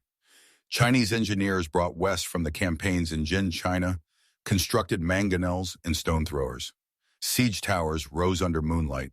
Sappers dug beneath walls. And the defenders, though brave, found their strength unraveling day by day. When Samarkand fell, it did not fall in stages. It collapsed like a dying star. The city surrendered, hoping for mercy. Genghis Khan granted none to those who had fought. Tens of thousands were executed. The defenders who had surrendered only after the final assault were beheaded in public. The survivors were separated. Artisans to the east, women to the camps, soldiers to the sword. The mosques were emptied, the libraries burned. What remained was ash and echo. But amidst this destruction, there was method. The Mongols did not kill indiscriminately. They marked those who could serve the empire. Architects were spared, especially those skilled in domes and mosaics. Blacksmiths and armorers were given tools and orders. Physicians were interrogated and, if found useful, taken into the service of the Khan. The conquest was brutal, but it was not senseless. Genghis Khan understood that empires were not built solely by fear, but also by what could be taken from the ruins of others. He left governors in the shattered cities, not Mongols, but trusted foreign administrators, men who would enforce tribute and maintain order. The cities, themselves, though emptied of pride, were not abandoned. Trade routes were re-established quickly. Caravans were offered protection so long as their tribute was paid. Markets reopened under the eye of the empire, and the great merchant roads of the Silk Road began to hum again, not with freedom, but with submission. Genghis Khan had destroyed the illusion of permanence, but he had no desire to destroy the wealth itself. What had been Khwarezmian was now Mongol, and the rivers of ash flowing from Bukhara and Samarkand would fertilize the roots of a new imperial order. Yet behind every strategy and proclamation, the core remained unchanged. This was vengeance. The Mongol campaign in Khwarezm was born not of cold ambition but of fury. Genghis Khan had extended a hand in peace. It had been bitten. The executions of his merchants, the mutilation of his envoys, these were not forgotten. They were remembered in every sword drawn and every town burned. The Sultan's defiance had not only insulted the Khan, it had challenged the entire structure of the Mongol worldview. The eternal blue sky had given the Genghis Khan the right to rule. To oppose that was heresy, and heresy demanded fire. The message spread like smoke across Asia. The Mongols were not a passing storm. They were not a tribe of wanderers seeking plunder. They were the beginning of something vast and unrelenting. Their victories were not just battlefield triumphs, but warnings. Cities that heard of Bukhara and Samarkand began to weigh the cost of resistance. Some sent envoys with gifts. Others fortified their walls and prayed. But all knew that a line had been crossed. The world they had known with its delicate balances and familiar enemies was ending. And still Genghis Khan rode on. The blood of his vengeance had been spilled. The empire of the Sultan lay in ruins. But beyond the mountains, new lands beckoned. The Caspian Sea shimmered on the horizon. The Caucasus loomed in the distance. The Rus stood in their forests, unaware of the thunder building beyond the steppe. Genghis Khan had no maps of the world, no globes or charts. But he understood one truth. So long as there were kings who thought themselves safe, so long as there were walls that believed themselves strong, there was still work to be done. The Sultan was dead. His empire scattered like the bones of a broken beast across the sands and mountains of Central Asia. Cities that once gleamed with the riches of trade and the echoes of prayer were now hushed beneath the black smoke of conquest. And yet, for Genghis Khan, the campaign against the Khwarezmian Empire had not been an end, but a threshold. It was the door through which the Mongol Empire stepped beyond its own known world into lands where the names of rivers and rulers were still foreign on the tongues of his generals. The storm had not passed. It had merely rolled on into unfamiliar skies. In the aftermath of Samarkand, Genghis Khan did something unexpected. He did not ride back to the heart of his empire, nor did he settle into the luxuries that lay in reach. Instead, he sent a detachment of trusted commanders, chief among them, the brilliant General Subutai, westward across the mountains, and into the lands of the Caucasus. It was not a conquest in the full sense. The army that went was small by Mongol standards, fewer than 20,000 men. But it was chosen with care, and its purpose was clear.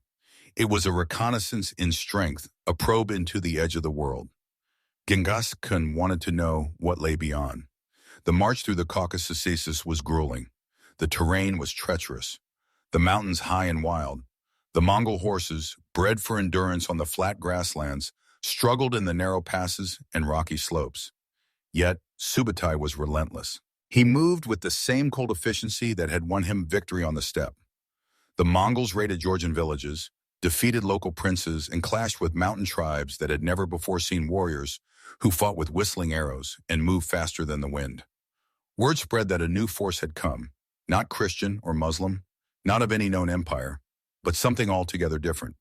These horsemen did not negotiate. They did not wait. They struck and vanished, and nothing could stop them.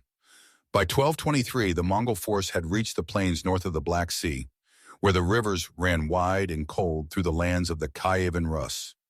Here, in the shadow of birch forests and distant steeples, they met a new kind of enemy. The Rus principalities were divided, each ruled by its own prince, each consumed with local rivalries. Yet news of the approaching Mongols stirred fear enough to unite them, if only briefly. A coalition was formed, an uneasy alliance of Russian princes and steppe warriors from the Kipchak and Kuman tribes. Together they marched to confront the Mongols on the banks of the Kala River. The Battle of the Kala River was a slaughter disguised as a campaign. The Mongols feigned retreat, drawing the Allied army deeper into the open plains, separating them from their supply lines and sowing confusion. When the moment came, they turned and attacked with a ferocity that shattered the fragile alliance. The Rus forces were enveloped. Their lines collapsed. Thousands were killed. The princes who survived were taken prisoner. Some were executed in a manner both ritual and cruel, pinned beneath wooden planks and slowly crushed while Mongol commanders feasted above them. It was a message as much as a punishment. Defiance would be buried beneath the feet of empire. And yet after this great victory, the Mongols did not stay. They turned east and vanished into the steppe as swiftly as they had come. To the Rus and their neighbors, it was as though a nightmare had passed through and then dissolved into the morning light. Many believed it had been a punishment from God. Others dismissed it as a fluke, a terror that had burned itself out. But they were wrong. The Mongols had not retreated. They had taken the measure of the western lands. They had mapped the weaknesses. They had seen the disunity and the arrogance. And they had reported it all back to the Khan. While Subutai scouted the western edge of the world, Genghis Khan himself moved south following the trail of the Khwarezmian Prince Jalal-ad-Din, the last son of the fallen sultan. Jalal had refused to die quietly. He rallied what remained of his father's forces and attempted to carve out a resistance in the region of modern-day Afghanistan and northern India. He fought bravely, sometimes even successfully, and for a brief moment he appeared to be the flicker of a flame in the ruins of his dynasty. But Genghis Khan pursued him across rivers and mountains, driving him from fortress to fortress until Jalal fled across the Indus River into the Punjab. It was here, at the banks of that ancient river, that one of the most fabled encounters in Mongol law took place. As Jalal-ad-Din and his followers scrambled to cross the raging waters, Genghis Khan appeared on the opposite bank. The two men stared at one another across the river. The Khan, it is said, watched as Jalal-ad-Din plunged into the waters and disappeared into the foam. Genghis Khan did not pursue him. Perhaps he saw in the young prince a fragment of the defiance he once carried himself. Perhaps it was enough to know that the last flame of Khwarizm had been driven from its home. The Mongols did not chase him into India, not yet. With the Khwarezmian campaign complete, Genghis Khan turned his army back toward the heart of his empire. He had spent 6 years on campaign fighting across mountains, deserts, and rivers. His generals had proven their brilliance. His laws had followed his banners. His enemies had been broken, scattered, and silenced. But victory, he knew, was never permanent. Peace was only the pause between storms. There was still work to be done. He left behind governors, tribute collectors, and military outposts. He sent letters to distant kings warning them to submit or prepare for ruin. He summoned new recruits and trained new officers. And he began to dream of what lay beyond the lands he had seen. Europe, India, the lands of the Caliph and Baghdad. He would not live to see them all fall. But he had lit the fuse. The West had seen the first shadow of the Mongol Empire, and it had flinched. The next time it would not be a whisper of riders on the horizon, it would be thunder. And it would come not with scouts, but with armies. The campaign against the Khwarezmians had not only avenged an insult, it had redrawn the map of the world. It had shown that no kingdom was too distant, no mountain too high, no city too proud. The Mongol Empire had grown from a dream whispered in the snows of the Onan River to a force that could reach from the Pacific coast of China to the gates of Kiev. And still the man at its head did not slow. He had built the most powerful military machine the world had ever known, and it was still in motion. The world had not yet learned to fear the Mongols, but it would. The sky above the steppe had always belonged to Genghis Khan. For decades, he had ridden beneath it with the certainty of one chosen by its will. He had survived betrayal, starvation, captivity, and war. He had bent entire nations to his command, crushed cities that once considered themselves eternal, and carved an empire so vast that even the stars seemed to bow in recognition. But even the greatest of men cannot outrun the horizon. And the end, when it came, did not arrive on a battlefield or within a throne room, but on the rocky slopes of a foreign land, far from the rivers of his youth and the ashes of his enemies. It was the summer of 1227, and Genghis Khan was deep within the campaign against the Western Sea, a kingdom that had once bowed to his authority and then dared to defy it. The Tangut rulers of Sea had withheld their support during the Khwarezmian campaign, choosing caution over loyalty. To Genghis Khan, this was not merely political miscalculation. It was betrayal, and betrayal was something he neither forgave nor forgot. He marched westward into their lands with the fury of a man settling an old account. Cities were burned, crops trampled, wells poisoned. The campaign was meant to be swift and final, but the land itself seemed to rise against him. The terrain was harsh, mountainous, and dry. The people were stubborn, and the fortresses clung to the cliffs like barnacles on stone. It was during this campaign that the great Khan fell ill. The exact nature of his ailment remains cloaked in mystery, a subject of debate even among those who chronicled his life with devotion and fear. Some claimed he fell from his horse during a hunt and suffered internal injuries that never healed. Others spoke of a wound sustained in battle, a hidden blow that festered in silence. There were whispers of assassination, of poison, of dark omens in the stars, but none could say with certainty. What is known is that he did not die at once. His strength began to wane. The man who had once seemed carved from stone, who had led his armies across deserts and rivers without pores, began to grow pale and quiet. Yet even in decline, Genghis Khan remained a ruler to the end. He gave orders from his tent, his voice steady if weakened.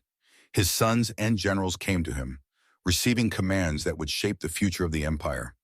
He reminded them of the unity he had forged, of the laws he had carved into the bones of the people, of the need to remain faithful to the path that had brought them from the banks of the Anan River to the gates of the world. He appointed Ogadeye, his third son, as his successor, bypassing the eldest in favor of the one he believed best suited to rule, not through ambition, but through steadiness. It was a decision that would bring peace for a time and war in the generations that followed. His death was kept secret. The generals bound by loyalty and law concealed the truth even from their own troops. The campaign continued as if guided by the living will of the Khan. The cities of the Shia fell one by one. The capital, Chongqing, was taken and destroyed. The royal family was executed. The kingdom ceased to exist. Only then, when the work was done, was the truth allowed to breathe. Genghis Khan was dead. He had died weeks before the final victory, wrapped in furs, far from the lands of his birth, surrounded by the smell of blood and mountain wind. The body was returned to Mongolia under heavy guard. The path of the funeral procession was soaked in secrecy and violence. According to tradition, and perhaps also necessity, no one was allowed to know the location of his burial. Soldiers are said to have killed all witnesses. Rivers were diverted, forests were trampled. The mountain that received his remains was never named. Some say he lies beneath a sacred hill, guarded by spirits in silence. Others believe he rests near the source of the Onan River, where his story first began. But no grave was ever marked. No tomb was ever found. Genghis Khan, conqueror of the world, returned to the earth like any common man. Only his legend remained above the ground. In the wake of his death, the empire did not collapse. That alone was a measure of his genius.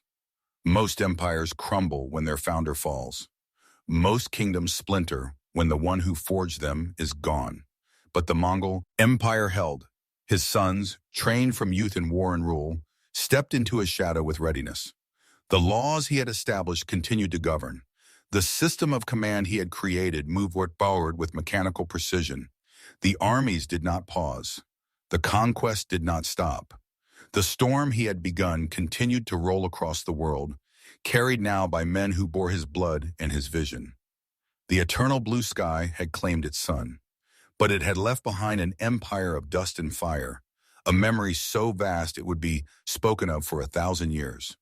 Genghis Khan had lived as no man before him. He had reshaped continents with the hoof beads of horses and the whisper of arrows. And when he died, it was not with the sorrow of one fading, but with the silence of one complete. The hunter had returned from the ride. The sword had returned to the sheath, and the world he left behind would never be the same. The empire that Genghis Khan left behind was larger than any man had ever ruled. It stretched from the cold rivers of northern China to the burning sands of Persia, from the forests of the Rus to the fringes of the Indian plain.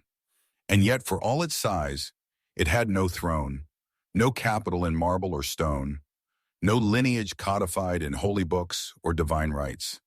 Its foundation was the will of one man, held together by the fear he commanded, the justice he enforced, and the vision he carried like a sword across the heavens. With his death came a silence, and in that silence, the question that had haunted every great kingdom since the dawn of empires: who would take his place?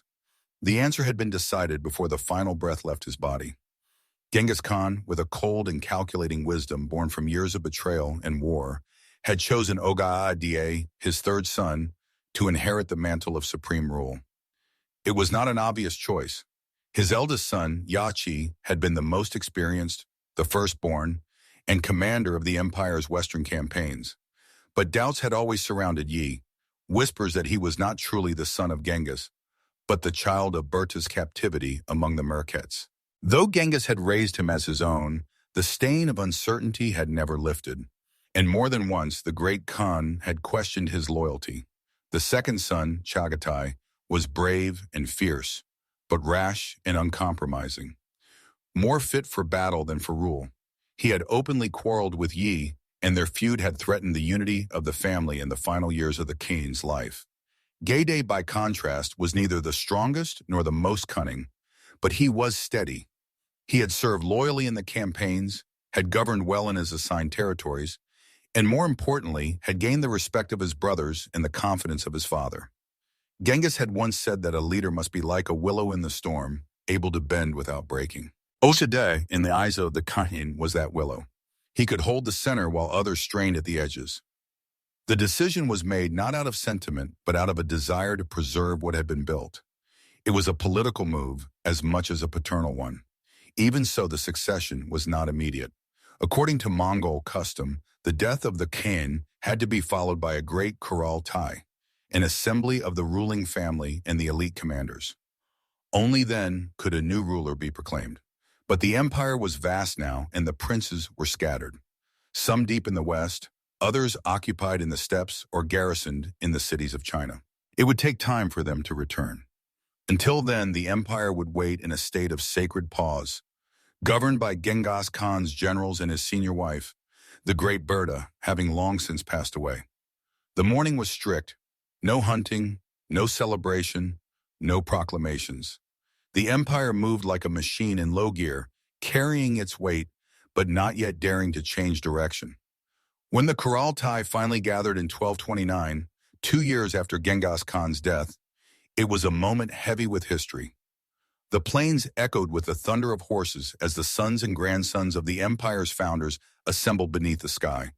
There were no palaces here, no columns or domes, just the open land, the wind, and the ancient rhythm of the Mongol voice. The gathering was ceremonial, but it was not without tension. Ji was already dead, having passed the year before his father, possibly from illness, possibly from grief, or the slow poison of suspicion. His son, Batu, attended in his stead, young, but already bearing the weight of legacy. Chagatai remained vocal, proud, and wary of Ogaday's rise. But the will of the dead carried more weight than the voices of the living. Ogdai was proclaimed Great Khan of all Mongols, ruler of the largest empire the world had ever known. He accepted the role with the quiet humility that had marked his life. Though he understood that he was stepping into a role forged by a man larger than legend, he could not rule as Genghis had ruled through sheer force of presence. He would need to govern, to administer, to adapt. His strength would lie not in conquest, but in continuation. And for a time that was enough to secure the unity of the realm. Ogade made concessions. He gave vast tracts of land and autonomy to his brothers and their heirs. He confirmed Chaghatay's rule over the lands of Transoxiana, allowing him to maintain his authority in the west. He recognized Batu as the heir to Josh's territories, giving him command of the frontier in the far west. The empire was still one, but now it was divided among ruling houses, each loyal to the Khan, but each with its own ambitions and interests. The seeds of future fracture had been planted. But in the early years of Urgadai's reign, they had not yet taken root. The death of Genghis Khan had been hidden from the world at first, but now it was known. And in the courts of the East and West, in Baghdad and Kiev, in Delhi and Constantinople, kings and caliphs listened with bated breath. Would the empire collapse? Would the sons of the conqueror devour one another? But the answer came quickly and with terrifying clarity. No, the Mongols did not retreat. They did not falter. Under Ugadai, they sharpened their blades once more. The conquest resumed. The borders expanded. The silence of succession gave way to the roar of war.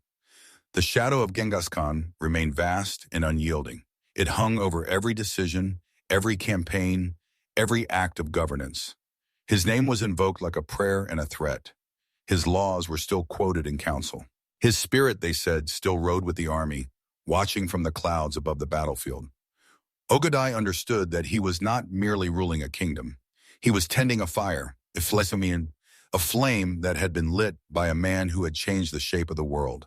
That fire could not be allowed to flicker. And so in the years that followed, the empire did not drift. It surged once more. Genghis Khan had died as a conqueror. His son would reign as an emperor. And the world, still stunned by the storm that had passed, would soon learn that the thunder had only just begun. In the years that followed Genghis Khan's death, the Mongol Empire did not fracture. It did not descend into chaos, nor did the winds of ambition tear it apart as so many outsiders had hoped. Instead, the empire held. It breathed, it expanded, it changed, but it did not fall. That alone was a testament to the strength of the foundation Genghis Khan had laid and the vision he had carved not only into the minds of his sons, but into the very earth across Asia. He had not merely built a kingdom of conquest. He had forged a system, a code, and a brotherhood of rule that could survive his absence. His death had not marked the end of an era. It had marked the beginning of something even larger. Ogade Khan stepped into power not with a sword raised, but with a seal in hand and a map before him. Where his father had unified and burned, Ogade planned and organized. He understood, as his father had understood, that war was only the beginning. Peace, or something like it, would be required to sustain the empire. And so the new Kagan set about reinforcing the bones of the machine his father had built. He expanded the YAM, the vast relay network of mounted couriers, and made it faster, more reliable, and more closely supervised.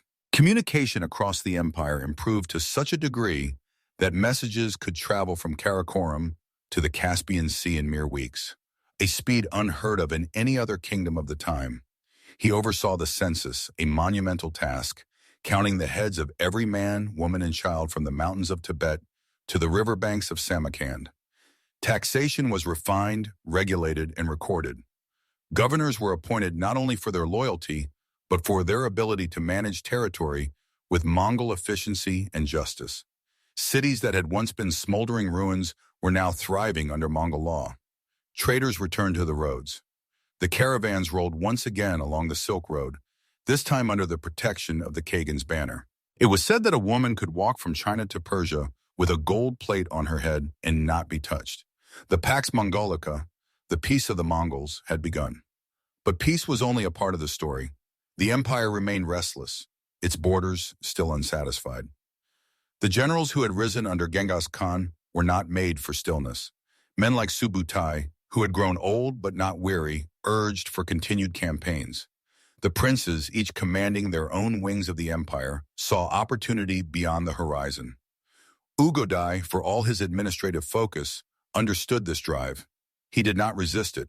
Instead, he harnessed it.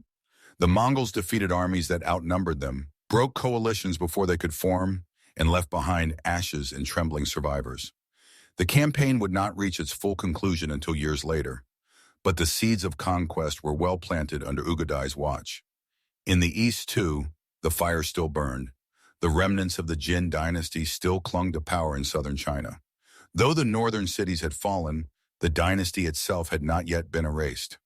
Ugadai launched new campaigns, sending fresh forces to complete the work his father had begun. Fortress after fortress fell. The Jin resisted, stubborn and proud. But they were not facing the warlords of old. They were facing an empire that had learned how to siege, how to starve a city, how to tear down walls with machines born in China and improved in Persia. In 1234, the final blow came. The last Jin emperor was defeated and killed. The dynasty was no more. The Mongols now ruled nearly all of northern China, and still the empire did not splinter. The sons of Genghis Khan, for all their rivalries and tensions, continued to meet in council. The Kurultai remained sacred. Disputes were aired not on the battlefield, but in debate. This was not a civilization of peace, but it was a civilization of order. The Yasa remained the bedrock, enforced by fear, yes, but also by respect. The name of Genghis Khan had become a force unto itself. He had been gone for years, yet his laws were still quoted, his judgments still remembered, and his expectations still enforced. His image had become myth, but his rules were as real as ever. The Mongol Empire, now ruled by a man who had not founded it, but who understood it intimately, entered a golden moment. It was a time when the foundations laid by Genghis Khan met the resources and talent of a sprawling continent. Commerce flourished. Languages mingled in the markets. Buddhist monks debated Muslim scholars in cities guarded by shamanistic horsemen. Cultures that had once stood in isolation now found themselves under the same banner, exchanging not just goods, but ideas. The Mongol world was not a melting pot. It was a storm where the strongest and most enduring elements survived and adapted. But beneath the surface, the strain had begun. The division of the empire into separate ulus, governed by the descendants of each of Genghis Khan's sons, had kept the peace. But it had also sown the seeds of future rivalry. Batu in the west, Chagatai in Central Asia, Tolo's sons in Mongolia and China, all loyal to the throne in Karakoram, but each growing stronger when they saw their own right. For now they bowed, but the day would come when they would raise their heads. For the moment, however, the empire remained whole. Genghis Khan's body had been hidden from the world, but his legacy strode across it with unbroken power. He had taught his sons that the world was theirs to ride, not in the name of glory, but in the name of order. And they, in their own way, had listened. The eternal blue sky still watched. The earth still trembled. And the Mongol Empire, born from the hunger of a single man, now stretched across the bones of 3 continents. It had no end in sight, and the world had yet to understand that the shadow of Genghis Khan, though buried, had not ceased to grow. The first true whisper of Mongol hoofbeats in Europe came not with trumpets and banners, but with smoke rising from distant forests, with rivers running dark from cities razed and dreams shattered. The Rust, a patchwork of feuding principalities scattered across the vast plains and dense woodlands of Eastern Europe, had never faced a storm like the one that now rolled toward them. Their princes bickered over old insults and ancient claims. Their churches rang with the toll of orthodox bells, while their swords rusted in scabbards or were drawn against one another. Few among them believed that the world beyond the steppe could reach them with anything more than the occasional raid. But the Mongols were not raiders. They were something else entirely. In 1223, the first warning had come at the Kala River, when a small detachment of Mongol forces under Subutai and Jebe had crushed a coalition of Russian princes and their Cuman allies. It had been a test, a reconnaissance that ended in slaughter. But then the Mongols vanished, returning east to report their findings. For over a decade, nothing followed. The Rus assumed the danger had passed. Their memory was short. Their alliances grew brittle again. And so when the thunder truly returned, it caught them unprepared. In 1236, Batu Khan, grandson of Genghis and son of Ji, began his march west. He was young, ambitious, and ruthless.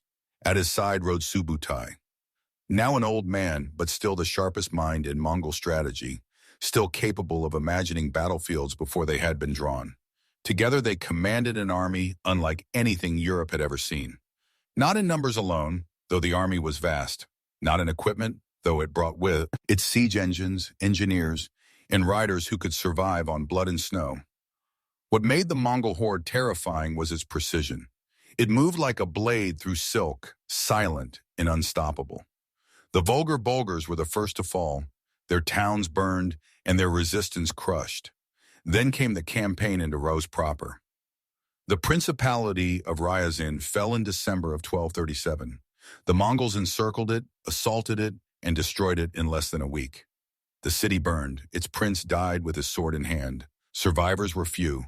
The pattern repeated across the land. Moscow, still a fledgling outpost, then was sacked without ceremony. Suzal followed, then Vladimir, then Torjok. The great cities of Rus, long divided by petty feuds and thin alliances, stood alone as the Mongol storm swept through. Each hoped to outlast the next. None did. The winter was no hindrance. The Mongols moved across frozen rivers as easily as across the open steppe. Snow and ice were tools to them. Their horses thrived in the cold. Their camps remained mobile. They needed no supply lines in the traditional sense. They fed on the land, on their animals, on the corpses of cities they left behind. The Orthodox princes, raised on tales of saintly martyrdom and heroic last stands, were undone not in glorious battle, but by speed and coordination. Their armies were drawn out and defeated one by one, scattered and hunted. The bells of their cathedrals fell silent, their icons taken or burned, their people either enslaved or slaughtered. By 1240, the greatest prize of the campaign loomed. Kiev, once the heart of Rus, it had declined in power, but its name still carried weight. It was a city of scholars and saints, of monasteries and markets. When the Mongols arrived, its defenders fought with desperation. The walls were strong, the people proud, but the siege engines did not tire. The archers did not miss. When the walls fell, the Mongols flooded the city like a tide. Churches were gutted, streets filled with the dead. The Grand Cathedral of St. Sophia, once filled with chanting, became a slaughterhouse. Kiev ceased to exist as a political power. What remained was a name in ashes and the echo of hoofbeats. The Mongols did not merely destroy, they reshaped. They demanded tribute. They established systems of governance. They allowed the Orthodox Church to survive, provided it did not defy them. Some princes were spared, made vassals under the authority of the Golden Horde, the branch of the Mongol Empire now established in the Western lands. These princes paid taxes, gave hostages, and bowed before distant Ekin they had never seen. Others who resisted were removed, their lands given to more pliant lords. The Mongols did not ask for faith, they asked for obedience, and when it was given, they offered peace. The conquest of Rus marked a turning point. Europe, long preoccupied with its own wars and crusades, suddenly felt the tremor of something ancient stirring beyond the horizon. Reports of the Mongols reached the courts of Hungary, Poland, and the Holy Roman Empire. They were called demons, monsters, warriors of the apocalypse. Some believed them to be the armies of Gog and Magog. Others thought them descendants of the 10 lost tribes of Israel. Their language was unknown, their motives unclear. But one thing was certain. They were coming. The Mongols had not come for gold alone. They had come to punish, to warn, and to measure the West. The conquest of Rus had opened the door. Beyond it lay Europe in all its pride and confusion, a continent unprepared for what was now advancing toward it. The thunder had reached the eastern gates of Christendom, and the storm was not yet spent. The Mongols did not hesitate once Rus lay smoldering behind them. To them, the fall of Kiev and the submission of the Russian princes were not a culmination, but a staging ground. The conquest of the eastern forests had merely opened a path. What lay ahead was the heart of Europe itself. Poland, Hungary, the Holy Roman Empire, kingdoms and cities that had not seen Mongol scouts, but had heard their name whispered on the wind. It was no longer a question of whether the Mongols could reach Europe. It was now a question of how far they would go before anyone could stop them. In 1241, the storm came. It came from the east like all the great devastations of Europe's past. From the steppes of Ruthenia and the valleys of the Carpathians, Batukan and Subutai led a force of experienced warriors who had fought in dozens of battles and survived hundreds of skirmishes. This was not an army assembled in haste or desperation. It was the finest military machine in the world. Every commander knew his role. Every soldier knew his place. They moved with unity, their supply lines mounted, their strategies already tested and refined by years of conquest. They struck Poland first. Cities fell like trees before an axe. Kiev burned. Liga, defended by a coalition of Polish knights, German crusaders, and Temple Ars, attempted to stand, but the alliance was fractured, the leadership uncertain. At the Battle of Lenica, the Mongols executed a perfect maneuver. They feigned retreat, drew the European knights into pursuit, and then turned with merciless precision. The result was carnage. The Polish duke was killed. His army, confused and leaderless, was annihilated. Heads were piled into pyramids. Survivors were sent fleeing westward, carrying tales of a foe that did not fight like men, but like shadows on horseback. At the same time, another wing of the Mongol force advanced southward into Hungary. There the resistance was stronger, more organized. King Bela IV rallied his nobles, called upon foreign aid, and tried to fortify the Danube frontier. But the Mongols crossed the river in winter when it froze to ice. The Hungarians could not believe it at first. No army had crossed in such numbers, in such season. But disbelief did not stop the advance. Cities were taken, villages burned, refugees clogged the roads to the west. Then came the decisive blow, the Battle of Mohi. It was a masterclass of Mongol warfare. Soai divided the Hungarian forces, baited them into a trap, and then crushed them from both flanks. The river behind them, the hills before them, and the fire at their sides left no room for retreat. Thousands died. King Bela barely escaped with his life, fleeing to the Adriatic coast, seeking refuge in lands that had never before heard of Mongol devastation. His kingdom lay in ruins. Hungary was shattered, its fields red with blood, and its churches silent. Europe in those months trembled as it had not trembled since the time of Allah. From Rome to Paris, from Vienna to Constantinople, rulers sent messengers in panic.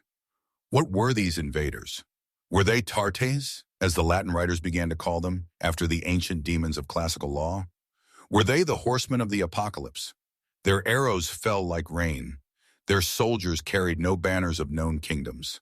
Their war was not for land or faith. It was for something else, something older and more relentless.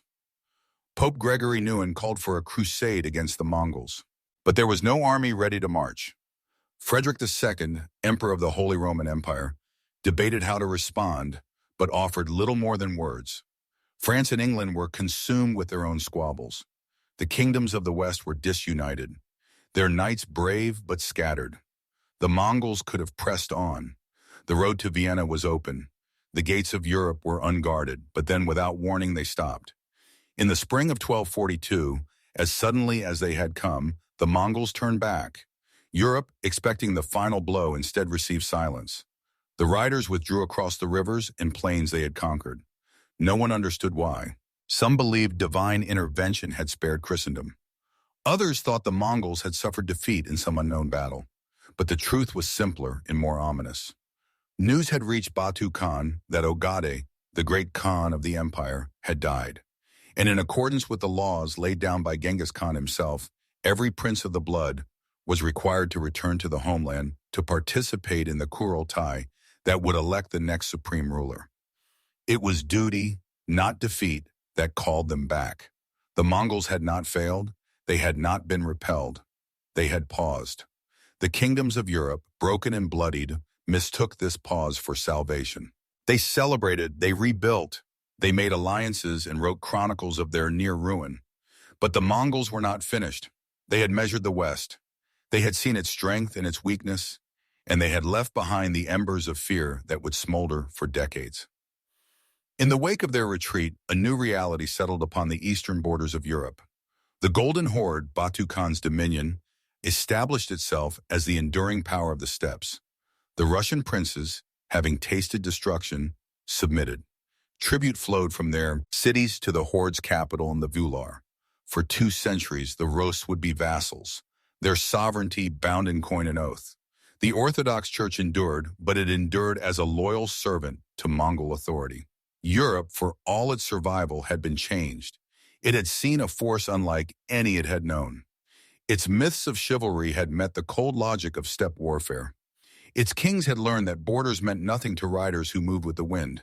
And in the east, the Mongol Empire remained, watching, waiting. Its hand had touched Europe. And though it had withdrawn, the prince was still there in the ruins of cities, in the silence of forests, in the nightmares of kings. The storm had passed, but the sky had not cleared. Not yet. When the dust of Genghis Khan's passing finally settled and the cries of mourning faded into the long wind of the steppe, the empire he had built remained firm upon its foundations.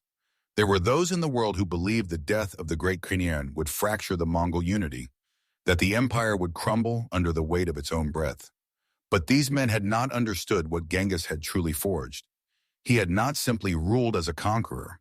He had shaped a dynasty bound not by palaces or scrolls of law, but by blood, loyalty, and the unyielding structure of the Kurultai.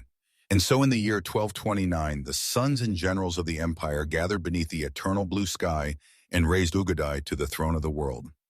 Ugadai, the third son of Genghis, was not the most fearsome warrior among his brothers, nor was he the most politically ambitious, but he had the one quality that Genghis valued above all else in a ruler: balance. Ugadai was steady, deliberate, and capable of reconciling the bloodstained needs of conquest with the equally brutal demands of governance. He understood that war could win lands, but only order could hold them. In his reign, the Mongol Empire reached its golden age not only in size but in structure. It became not merely a force that conquered, but a system that endured. The first act of Urgadai's reign was to affirm the will of his father. He upheld the assignments of territory given to his brothers and nephews. The western lands remained under Batu, son of Joli. The central domain stayed with Chagatai. The eastern heartlands and with them the sacred homeland remained under the stewardship of Tuo lineage. Ugadai, seated at Karakoram, the empire's administrative heart, held the center. From that wooden palace and windswept plain, orders were sent that rippled out to the edges of the known world. The capital was no city of marble and gold, but it was a hive of activity, a place where ambassadors from distant kingdoms met traders from China, where scribes worked in a dozen languages, and where laws were proclaimed with the voice of empire. Ogadai's vision of rule was deeply pragmatic. He knew that an empire that spanned mountains and deserts, rivers, and cities could not be governed by Mongol custom alone, and so he adopted the tools of those he had conquered. He employed Chinese bureaucrats, Persian accountants, and Muslim astronomers. He established taxation systems that drew wealth from the cities without driving them to revolt. He improved the YAM system, the vast network of postal stations that allowed messages to fly across the steppe faster than armies. Under his rule, it was said that a message could travel from the Korean peninsula to the gates of Baghdad in a matter of weeks. Merchants traveled those same roads, protected by imperial decrees that punished theft and murder with unflinching severity. It was in this time that the Silk Road reached its most secure and profitable form. Goods flowed like water: silk from China, spices from India, glass from Persia, gold from the Russian forests. With them came ideas: scientific, religious, philosophical. The Mongol Empire became the beating heart of Eurasia, a conduit through which East and West spoke, sometimes in trade, sometimes in suspicion, but always through connection. Ogadai did not impose the shamanist traditions of his people on those he ruled. Instead, he welcomed all religions. Intorian Christians, Buddhists, Muslims, and Taoists all found patronage at his court. The empire became a strange sanctuary where men might argue over the nature of the soul in the morning and ride together into battle by dusk. But Ogadai was not only a statesman, he was still the son of Genghis Khan. His blood burned with conquest. In 1235, he called another Kurultai and proclaimed a campaign to complete the work left unfinished by his father. China remained divided. The Jin dynasty, though battered, still held territory in the south, and so Ogadai sent his armies to finish what Genghis had begun. The Jin fought with desperate courage, using rivers and mountains as shields. But the Mongol war machine had grown more efficient, more relentless. The Jin capital at Qiang fell. The last Jin emperor died in flight, and the dynasty vanished from history like a fire smothered by rain. Still, Ugadai did not rest. He turned his gaze westward once more toward the cities of the Islamic world, toward the steppes of the Kipchaks, and most importantly toward the heart of Europe. It was under his command that Batu and Subutai launched their devastating campaigns into Poland and Hungary, reaching the very gates of Vienna. When word came that Ogade had died, the Goan armies turned back, not because they had been defeated, but because the rule of law demanded their return. That single act was a sign of how firmly Genghis Khan's system had taken root. Even in the face of total victory, even when Christendom itself lay exposed and undefended, the commanders obeyed the law of the Kurultai. They returned to elect a new Khan. Agade died in 1241 in the fullness of power. The cause of death was said to be drink. He had never shown the restraint of his father in that regard, but he died in the knowledge that he had preserved and expanded the greatest empire the world had ever seen. He had transformed a nomadic war machine into a living network of trade, law, and culture. He had made Karakorum the center of the world, not in gold or stone, but in influence. His death would open the gates to new rivalries.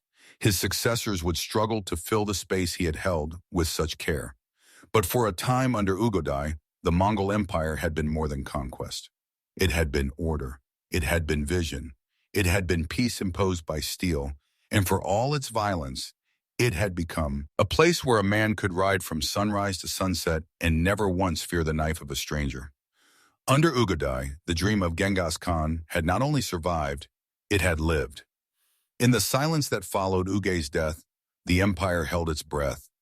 The throne of the Khan stood empty, and the weight of the world balanced on the edge of succession.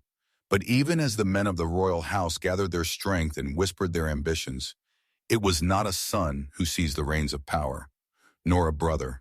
It was a woman. Turian Khatun, chief wife of Ugodai and mother to his chosen heir, stepped forward into the void. She did not raise a sword. She did not wear the crown. Yet for nearly 5 years, she ruled the empire as firmly as any man had done before her. Turan was no stranger to court politics. She had watched her husband navigate the machinery of empire, and she had learned where power lay in the choosing of governors, in the control of messages, in the shaping of laws. When Ugodai died in 1241, she moved swiftly. She placed her own people in key positions. She dismissed administrators loyal to rival factions. She delayed the Kurultai, claiming the need for careful preparation and mourning, but all the while strengthening her son Gyuk's claim to the throne. Her authority was not rooted in violence, but in calculation, and in that she proved as dangerous as any general. The Mongol world had long afforded women more power than most civilizations of its time. On the steppe, women ran camps, managed wealth, and held the hearth when their husbands rode to war. Genghis Khan himself had trusted his daughters with the governance of key regions. Turagani was not an exception. She was a continuation. She held audiences. She negotiated with envoys from the Abbasid Caliphate and from Europe. She managed the empire's treasury, and she made it clear that the transition of power would not occur without her hand guiding it. Yet even she could not hold the reins forever. In 1246, after long delay, the Great Kurultai was called. It was held near the sacred lands of Mongolia, where banners flapped in the wind and the sons of empire gathered. Foreign envoys came as well, ambassadors from the Pope, from the Song dynasty, from distant Persian courts. The election of a new great Khan was a spectacle and a message. Guyug, her son, was crowned with full ceremony. The empire had a new master, and Turagan stepped back into the shadows. Her work complete. She had ruled without title, without conquest, and yet with the full power of empire behind her. In that brief interlude, she had shown that the Mongol Empire was not merely the legacy of warriors. It was also the inheritance of women with steel in their minds and fire in their hearts. But Gug proved to be no mirror of his mother. He was cold, prideful, and severe. He lacked the vision of his father and the force of will of his grandfather. His reign, though marked by attempts at consolidation, quickly descended into suspicion and unrest. He quarreled with Batu, who ruled the western lands as the prince of the Golden Horde. He alienated many of the central court administrators, and he died suddenly in 1248. His rule a flicker in the long torch of Mongol history. Again the throne stood empty. Again the fate of the empire hung in the balance. This time it was Sagan Ebeki who moved to fill the space not as ruler but as kingmaker. She was the widow of Tui, mother to Mona, Kubli, Hulagu, and Arik Bora, and she was no less shrewd than Turan had been. A Christian of the Natoran faith, educated and politically adept, she had raised her sons with the full understanding of their legacy. They were not to be mere governors, and they were to be. In 1251, after years of maneuvering, Sorokani secured the Kurai that raised Manka, her eldest, to the throne. His election was not without blood. Opponents of Toloi's line were purged. The heirs of Ugodai and Chagatai were either killed, exiled, or brought to heel. Manka, once crowned, did not hesitate. He restored the authority of the central Khaganate and reasserted dominance over the vast, now semi-autonomous wings of the empire. He proved to be more than a puppet of his mother. He was methodical, deeply spiritual, and deeply committed to imperial unity. Monk's rule brought new direction.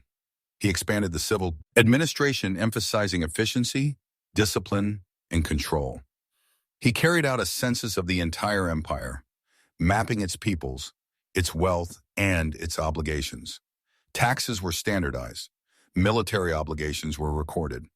The empire began to feel not just vast, but interconnected.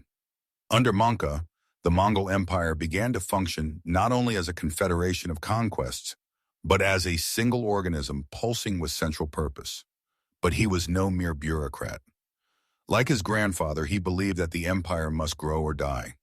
He planned two great campaigns, one eastward to finally subdue the Song dynasty of southern China, and one westward to strike at the heart of the Islamic world and destroy Baghdad, seat of the Abbasid Caliphate. He entrusted these missions to his brothers, Kublai and Hulagu. Kublai set forth into the misty valleys of the Yangtze. Hulagu marched into the mountains and deserts of Persia. Both carried the imperial standard. Both carried Monk's command. The rise of Mona marked the ascendance of a new generation. These were not the sons of Genghis, but his grandsons. They had been raised in empire, not wilderness. They had seen cities before they saw blood. They spoke multiple tongues, read foreign scripts, consulted scholars from distant lands. They were not less fierce than their fathers, but they were different. They imagined an empire not only of horses and arrows, but of paper, coin, and law. They saw themselves not just as conquerors, but as rulers of a world that must be understood before it could be held. And yet, for all their refinement, they carried the same fire. Munker in his short reign reasserted what his grandfather had always believed, that the world could be bent into order by the will of those strong enough to impose it. The Mongol Empire was not fading. It was evolving. It was stretching, tightening, reshaping itself for the next phase of expansion. The throne had changed hands, but the dream remained the same. One empire under one sky. And the sons of the steppe were not done with the world. Not yet. Tea began not with thunder, but with murmurs as carried on the wind. The Mongol Empire, once unified by blood and bound by the vision of a single man, had grown too vast, too complex, too heavy to be carried by the shoulders of even the most powerful Kun. Under Munker's reign, it had stretched from the forests of Hungary to the shores of the Yellow Sea. A living beast with many limbs, each ruled by a prince who owed loyalty to Karakorum in word, but often little else in practice. When Munka died in 1259 during his campaign against the Song dynasty, the silence that followed did not bring mourning, it brought war. The succession crisis was immediate and bitter. With Munka gone, the empire had no agreed-upon heir. The Kurultai, that ancient gathering of the Mongol elite meant to settle such matters, was no longer a unifying force. Instead, it became a battlefield of politics and pride. Two men emerged as rivals. Kublai, Manka's younger brother, who had been fighting in China and had grown close to Chinese ways of administration and thought, and Arik Bukar, the youngest of Tuli's sons, who had remained in the Mongol heartland and saw himself as the rightful guardian of the steppe in its ancient traditions. The war between them was not just a struggle for power. It was a clash of worlds. Kublai had surrounded himself with Confucian advisors, had studied Chinese law, and had begun to adopt the trappings of a Chinese emperor. His capital was not in Mongolia, but in the fertile north of China, closer to the conquered Jin territories. Arik Boka, by contrast, stood for the old ways, for the windswept plains of the homeland, for the authority of the steppe elite who feared that empire had softened their people, that it had made them too comfortable, too civilized. The conflict lasted for 4 years. It saw alliances shift, cities sacked, and armies torn apart, not by foreign enemies, but by their own kin. In the end, Kublai emerged victorious.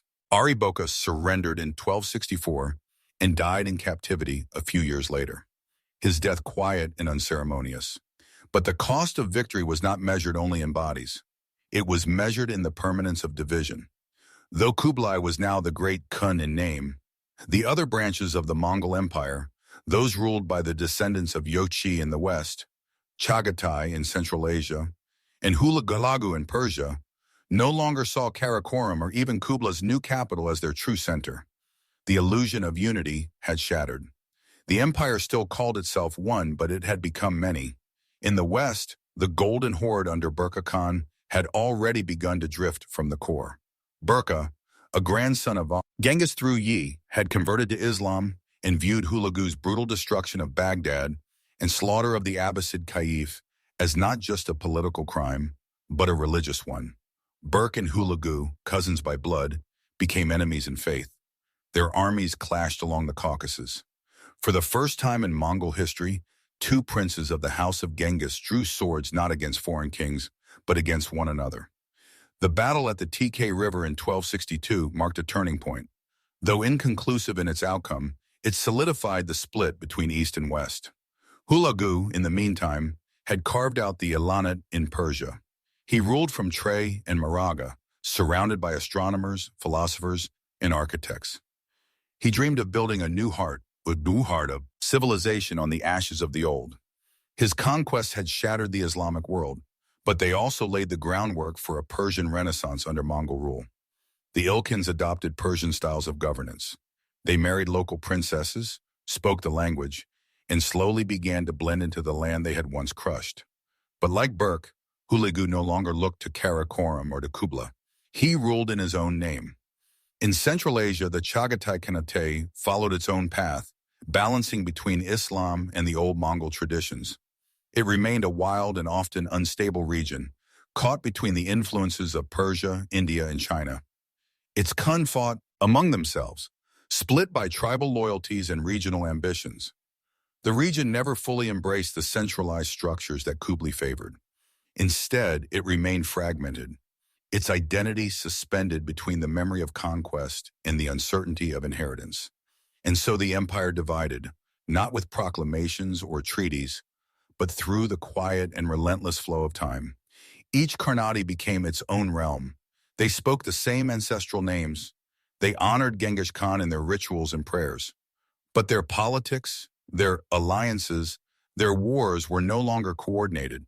They no longer waited for the word from a single center. The dream of one world under the eternal blue sky had faded. Kublai, now emperor of the Yuan dynasty in China, no longer ruled as a nomad, but as a monarch in the style of Chinese emperors.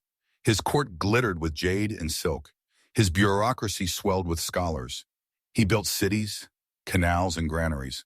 He completed the conquest of the Song in the south, uniting China for the first time in centuries. But the more he succeeded in ruling China, the more distant he became from the steppe. To the other Mongol Khanates, Kublai was no longer first among equals. He was a Chinese emperor, foreign in garb and in mind. Thus, by the close of the 13th century, the Mongol Empire had ceased to be a singular force. It had become four empires born of a common storm, but each now drifting in its own direction. The Golden Horde in the north, the Chagatai in the heart, the Ilkhanate in the west, and the Yuan in the east. Their riders still bore the mark of Genghis. Their banners still invoked his spirit, but the house he had built no longer shared one roof. What remained was the memory of a time when the world trembled at the sound of hooves, when cities burned at the whisper of a name, when a man born among horses and hardship carved an empire from the bones of kingdoms. That memory lingered. It lived in the roads they had built, in the laws they had written, in the scars they had left behind. But the unity was gone, and once broken, it would never return. The age of the great Khan had passed. What followed would be the age of their shadows. There is a moment in every great empire, though it is seldom noticed when it first arrives. When the rising tide begins to recede, the cities are still full, the soldiers still loyal, the roads still watched. But the air has shifted. The people no longer speak of glory, but of order. The rulers no longer look outward, but inward. In the case of the Mongol Empire, that moment came quietly, long after the blood had dried on the battlefields, long after the last of the great conquests had passed into legend. The decline did not announce itself with a final battle, but with 100 small fractures. The empire, once the terror of the earth, did not fall in fire. It faded slowly, inevitably, into something less than it had been. In China, Kublai Khan had established a dynasty that bore all the weight of the ancient Middle Kingdom. The Yuan, as it was known, styled itself not merely as a continuation of Mongol rule, but as the legitimate successor to the Song and Jin before it. Kublai adopted Confucian rituals. He dressed in dragon robes and held court in marble halls. He ruled from Dadu, a city raised from the northern soil, where mandarins whispered advice in the dialects of court, and scholars wrote histories meant to endure. His dream had been to become both a Mongol Khan and a Chinese emperor, a bridge between two worlds. For a time, he succeeded. But Kublai's successors did not inherit his vision. After his death in 1294, the Yuan court became a palace of factions. Emperors came and went with alarming speed. Ministers plotted. Eunuchs whispered. The Han Chinese, long resentful of foreign rule, began to stir. Famines struck the countryside. Floods ravaged the Grand Canal. Rebellions fled in the south and west. The empire that had once seemed eternal now groaned beneath the weight of misrule. The dynasty had been Mongol in name, but it had become Chinese in bureaucracy and Chinese in burden. And in the end, it was the Chinese who rose against it. In 1368, after years of civil unrest and growing insurrection, the Ming forces captured Dadu. The Yuan court fled north, returning to the steppes. The city was renamed Beijing, and the great marble halls built by Kublai were reclaimed by the people his armies had once conquered. The Mongol dream in China was over. The Yuan had become a memory, a cautionary tale of what happens when empire stretches too far beyond the reach of the saddle and the bow. In Persia, the Ilkhanate suffered a different death. More drawn out, more bitter. Huligu's descendants had ruled with fire and brilliance. They brought order to a shattered land, sponsored Persian art and science, and eventually converted to Islam.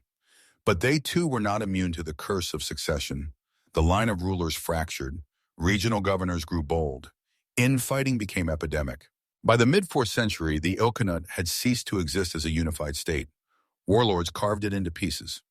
Timur, a man who claimed descent from the Mongols, but was no true Khan, would rise from the remnants and build a new empire of his own. But it was not Genghis Khan's empire. It was something else. The Golden Horde, once a juggernaut that had ground the cities of Rus into the earth, found itself caught between its past and its future. It had grown rich on tribute, on trade along the Volga, and on control of the steppe. But wealth breeds division. The horde became a tangle of competing Khan, each seeking legitimacy, each raising armies against their brothers. Meanwhile, the Russian principalities, long humiliated, had begun to grow bold. Moscow, once a vassal, rose to challenge the Khan. In 1380, at the Battle of Kulikovo, Dmitry Donskoy led a coalition of Russian forces that defeated a Mongol army. It was not a final victory. Tribute would still be paid for decades to come. But the myth of Mongol invincibility had been broken. Over time, the horde fractured. The White Horde, the Blue Horde, the Great Horde, all vied for supremacy. Their power dwindled. Their alliances shifted. And eventually they were overrun not by foreign empires, but by rising powers from within. The Ottomans in the west, the Russians in the north, the Timurids in the south, each took pieces of what had once been the most feared dominion in the world. By the 15th century, the Golden Horde was gone, a shadow in the histories of those it had once ruled. Only in the Chagatai Kate did the Mongol legacy linger, and even there it was a flickering light. Central Asia remained a land of nomads and cities, of traders and raiders. But the Khan no longer held the reins of empire. The Silk Road began to decline as maritime routes grew. The old cities of the steppe lost their power. Samarkand, once vibrant, was left behind. The world had changed. The Mongol way of life, rooted in horses, in conquest, in the endless movement of camps and caravans, no longer held sway over the centers of civilization. The age of steppe empires was ending. But if the empire had died, its influence had not. The Mongols had torn down the walls between east and west. They had connected continents, carried goods, stories, technologies, and beliefs from one side of the world to the other. They had destroyed, yes, but they had also created. In the ruins of Baghdad, Persian scholars rebuilt libraries. In China, Mongol roads and policies laid foundations that would be used by the Ming. In Europe, the tales of travelers like Marco Polo opened eyes to lands beyond the horizon. The very notion of a world interconnected, a world that could be ruled, administered, teased, and traded across thousands of miles was born in the age of the Mongol Empire.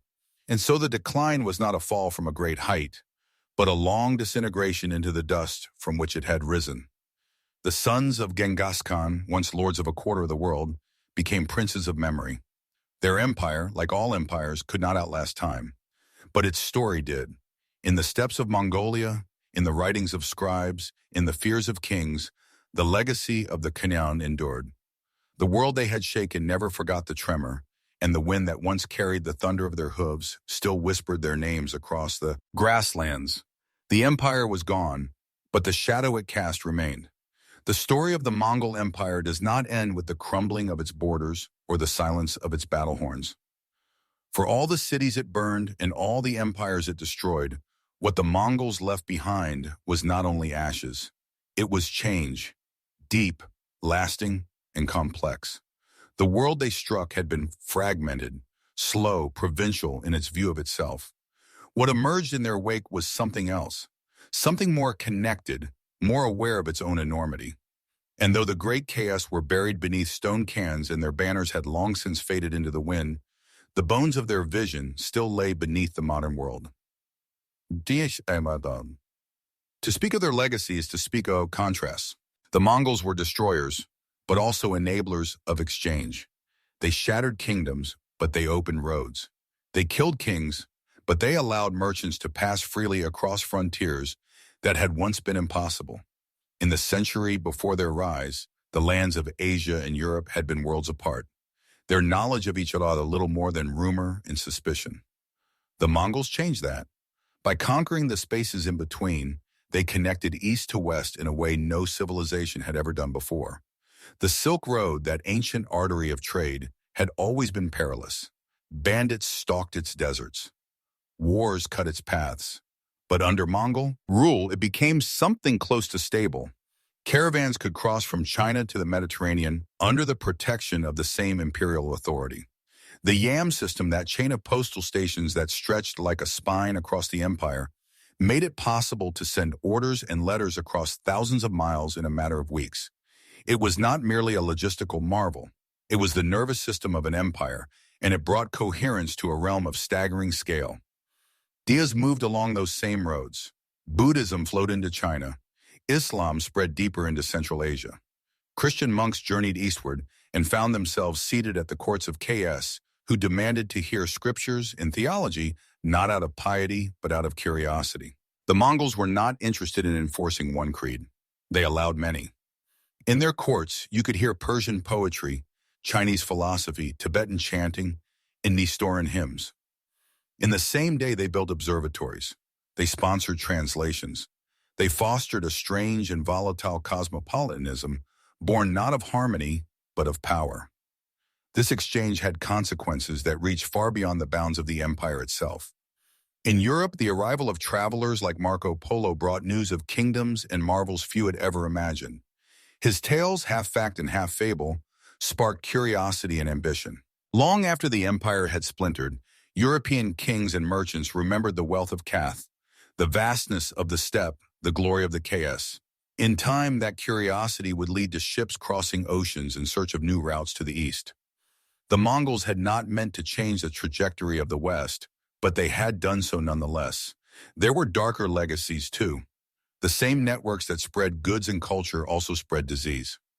The Black Death, which swept through Europe in the 14th century and killed a third of its population, followed the trade route stabilized by Mongol conquest. Some even claimed the plague was first spread by Mongol armies besieging the Crimean city of Kaffa, where infected corpses were said to have been catapulted over the walls.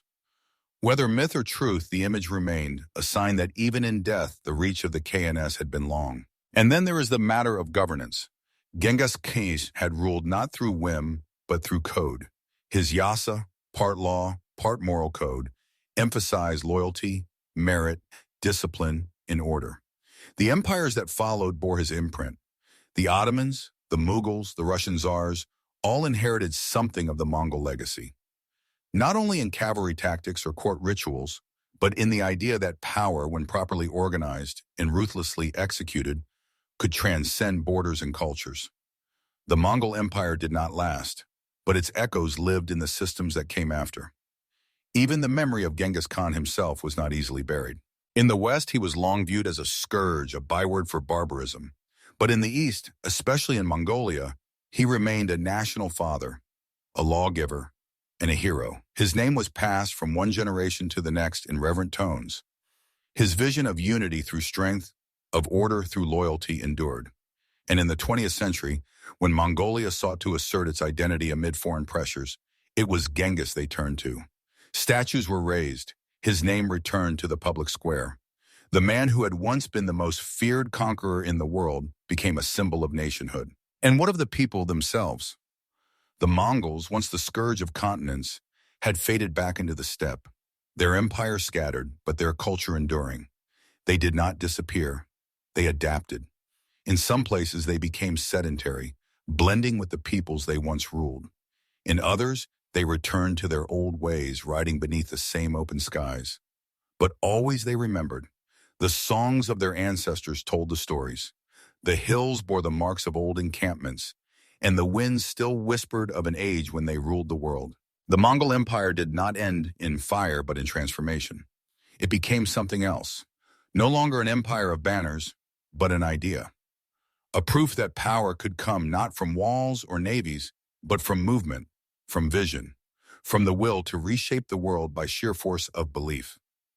Genghis Khan had once stood alone on a mountain, holding a handful of dust and praying to the eternal blue sky. What he asked for was not glory, not vengeance, but unity. And for a time he achieved it. He took a fractured world and bound it together, if only for a breath in the long passage of history. That breath was brief, but it was mighty. And though the empire fell, the wind has not forgotten.